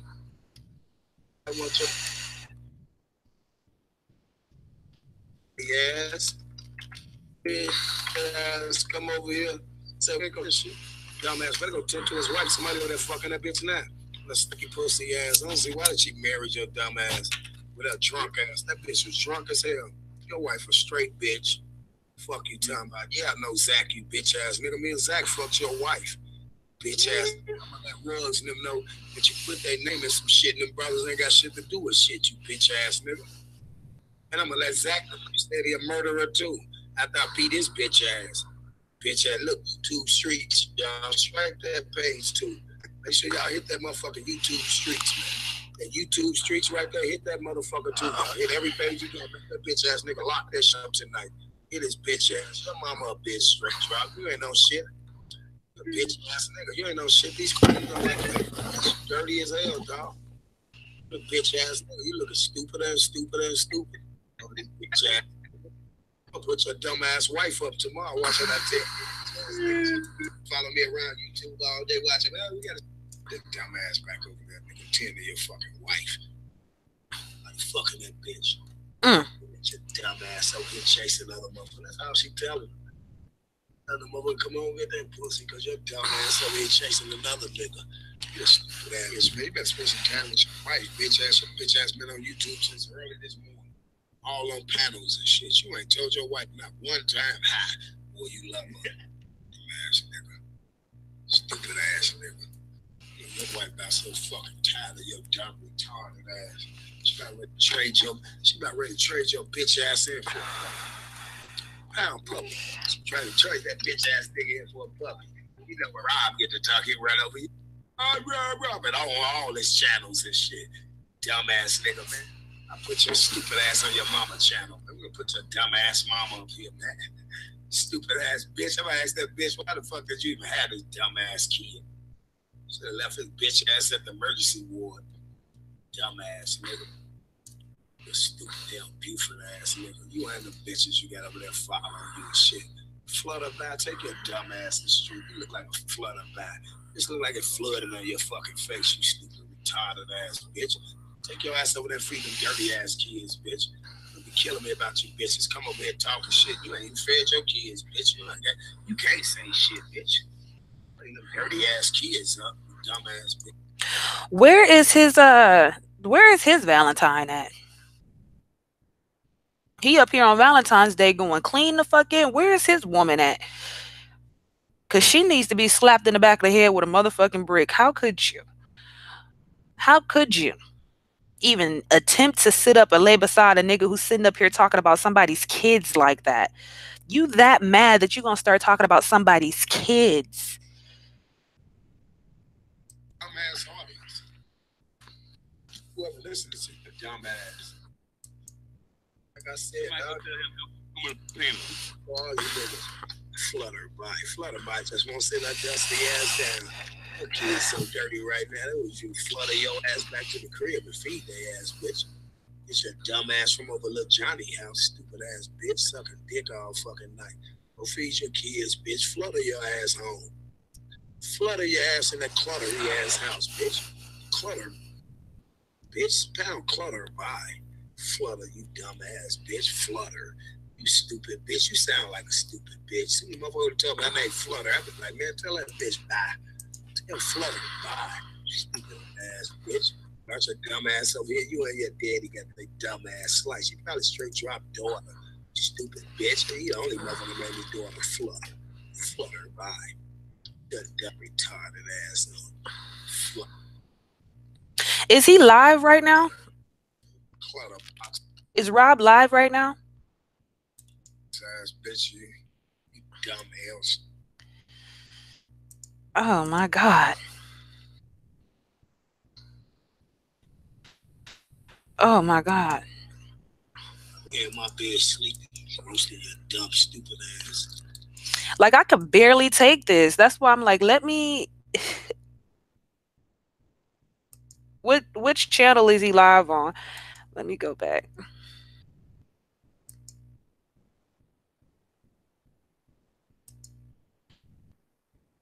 Oh, what is it? He got multiple channels.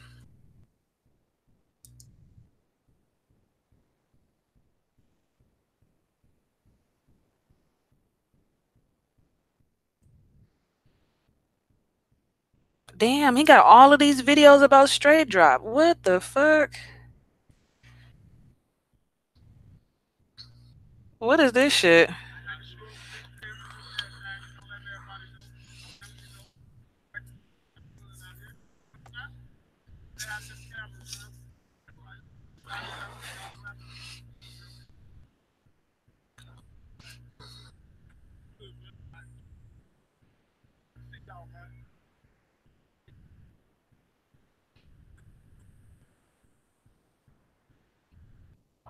What the fuck?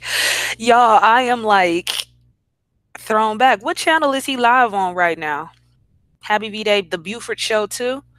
Did this nigga say Buford? That is some Chicago shit for real.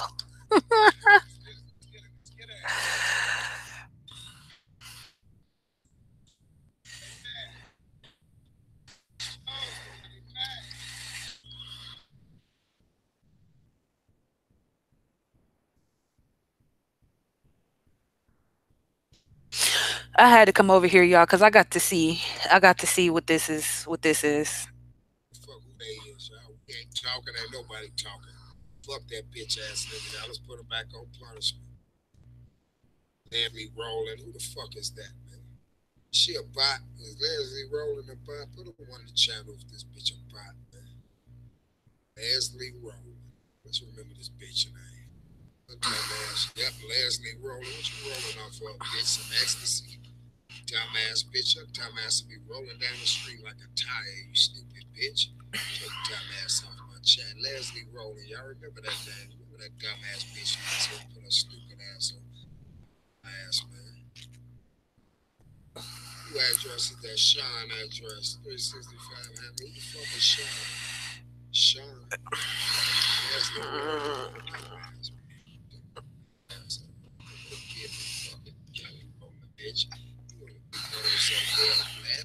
I'm just looking to see like this shit is for real. Like I thought it was. I'm like this can't be fucking for real. This is actually for real. There's people who are sitting up in here who are actually champion Rob right now. Like they are actually fucking cheering him on.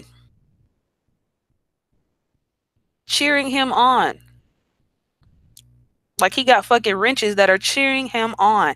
This is some of the silliest shit I ever seen in my life. That people can actually be following this. I mean, to not like straight drop is one thing, but to go to this extreme because you don't like straight drop for whatever the fuck reason is crazy. Crazy.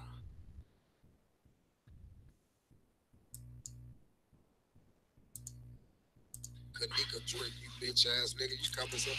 You got your bitch ass over here worried about us all day. You killed her, you bitch ass nigga.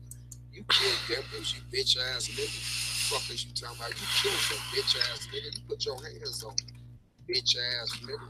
You did it. You did it. Going into your daughters, nigga. You did it. Be a man, you bitch ass nigga. Tell your daughters, nigga. You beautiful girl. You beautiful girl, you bitch ass nigga. Yo, I'm a bitch too, you dumbass nigga. Strike that page too, y'all. Strike that subscribe now page. Strike that motherfucker too all night. Strike that bitch too. Every time every channel his bitch ass come in, then go hit his dumb ass. As soon as you bring his dumb ass over here, go hit his stupid ass. My dumb ass following us. You stupid motherfucker. Take that dumb ass, dirty ass to bed. Bitch ass nigga in the back room. Bitch ass nigga in the back room filming this video and shit. Bitch ass nigga doing his live in the back room. Bitch ass niggas. They send the nigga flag that bitch ass nigga. Y'all put that nigga on punishment, y'all. On everything. Put that nigga on punishment, man. Flag that bitch ass nigga every day. They straight drop. You see that your bitch ass nigga got 150 on my lap, you bitch ass nigga. Man, go play that video. Go play this video. Dumb, stupid ass nigga.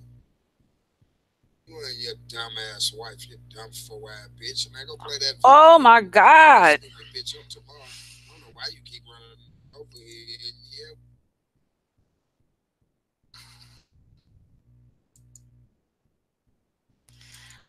I am just shocked, y'all. Bitch, man, go play that video. Go on that. Hold on. I think that is just absolutely fucking nuts, y'all.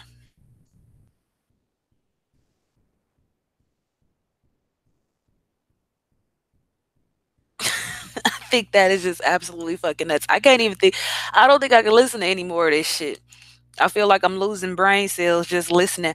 But I think that's absolutely nuts. I think that's absolutely nuts. I mean, he's sitting up here talking about folks' kids, talking about folks' wives, talking all this cash money shit. Cash money shit over YouTube. This is the shit that I was talking about over YouTube. Nothing should ever be like this on YouTube. This shit is cancerous. This is where it's at the point where this is how people get hurt because of the internet. Now, if Straight Drop wanted to ride down to Chicago and meet his ass and blow his shit back, would he really be in the wrong? I mean, look at all this shit that he's saying.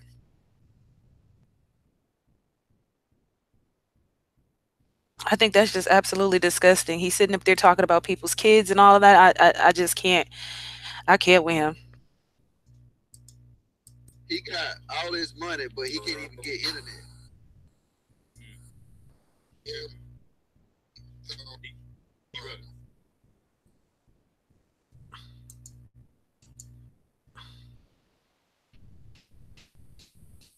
Yeah, that's him. That's not my shit. Oh my yeah. All these niggas need Wi-Fi, bro. They need some. I don't know. This crazy. Yeah, he can't even get his shit up. Mm. Bitch ass nigga. Troy these both ways, dumbass nigga. Fuck on. Bitch ass nigga. Mm. Man,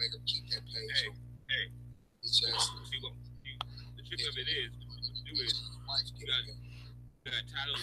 Might be able to pay all the 200. Yeah, hold on. You got titles, so you can't change. It's just it ain't monetized. So going live, only thing I can do is put my title. YouTube take you first page down ASAP, so letting them know that I'm aware now of what's going on, and then I go ahead and put that little in the bottom of the screen says help.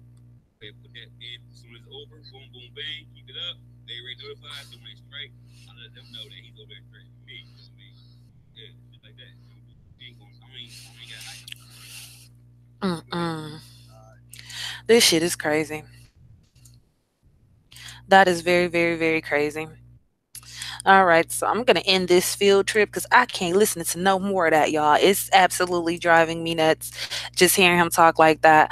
Um, I didn't know he was for real. I mean, somebody I was hearing that I needed to listen to him because I heard that he was talking crazy, but I never had the opportunity to do it. But to hear him like this now is straight nuts. Like he's fucking nuts. He needs to be stopped. Um, he needs to be stopped. And then like now it looks like they're in a flagging war. So now I guess Straight's flagging Rob, Rob's flagging Straight. I don't know who's winning on that note, but this is crazy. I say Straight Drop needs to stop giving him more. Yeah, he's usually more funny and more clownish, but this is just too much. He needs to Straight Drop needs to stop giving him intention and energy. You got the bigger platform. You are the winner in this shit. Take your W and go somewhere else and stop giving this man exposure. I looked on Rob's channel and he had multiple videos about Straight. I say let's get back on track and let's continue to ignore these folks and let them do what the hell they doing over there on that side of YouTube. Because flagging them ain't gonna do shit. They just gonna create another page and create another page and create another page. They need this. You know, they're gonna keep coming back.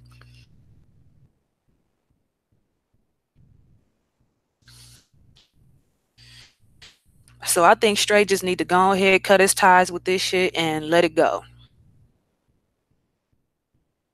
And let it go. Cause this is crazy.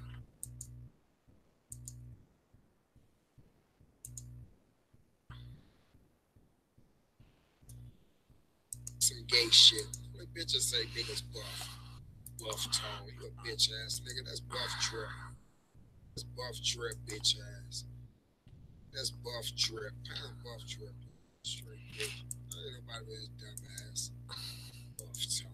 Fucking nigga call himself buff. He gonna say I'm swole tone.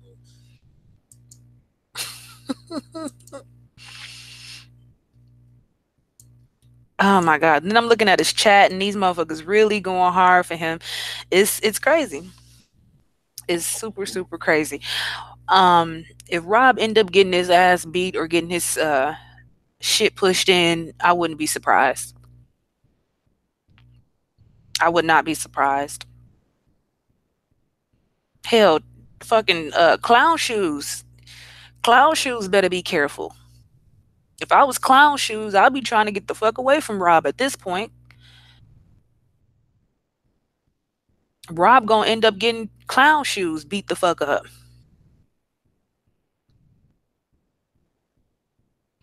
or hurt.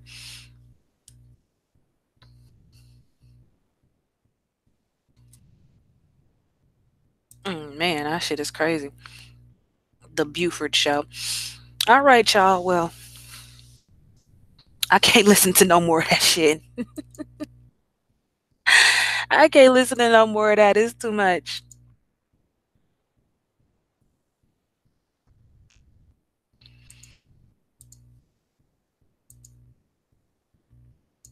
That is too much. Well, that field trip went left. Did we ever find out if Reckless was still on? I didn't know if Reckless was on or not, but that I wasn't expecting all that.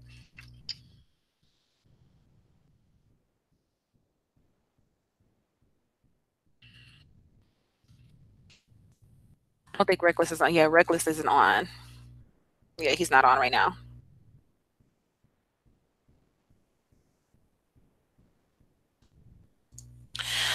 But yeah, guys, I'm gonna go ahead and wrap it up. call it a night.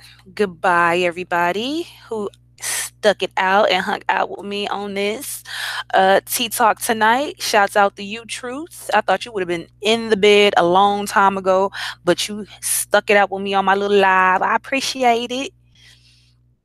I appreciate it. Shouts out to you, Nicola, Eric, everybody who's still here. Shouts out to you guys. Thank you all for coming through on this Valentine's Day. Hopefully, you all go out and do something sweet and be sweet to each other, or just if you ain't got nobody, be sweet to yourself. Hell. Oh, I knew it had to be something. I'm like, damn, you still in here kicking the bobos with me? All right. But happy Valentine's Day. Happy Valentine's Day. I couldn't listen to that Rob shit. It just had my energy all weird. Just listening to it. Like that's so much negativity. That's so much hate. I can't just sit there and straight listen to that. Um that was just so much. I can't believe he really on here talking about folks' kids, talking about I fucked your 9-year-old daughter. What kind of shit is that? Like are you serious? Ugh, disgusting. Good night, everybody. Good night.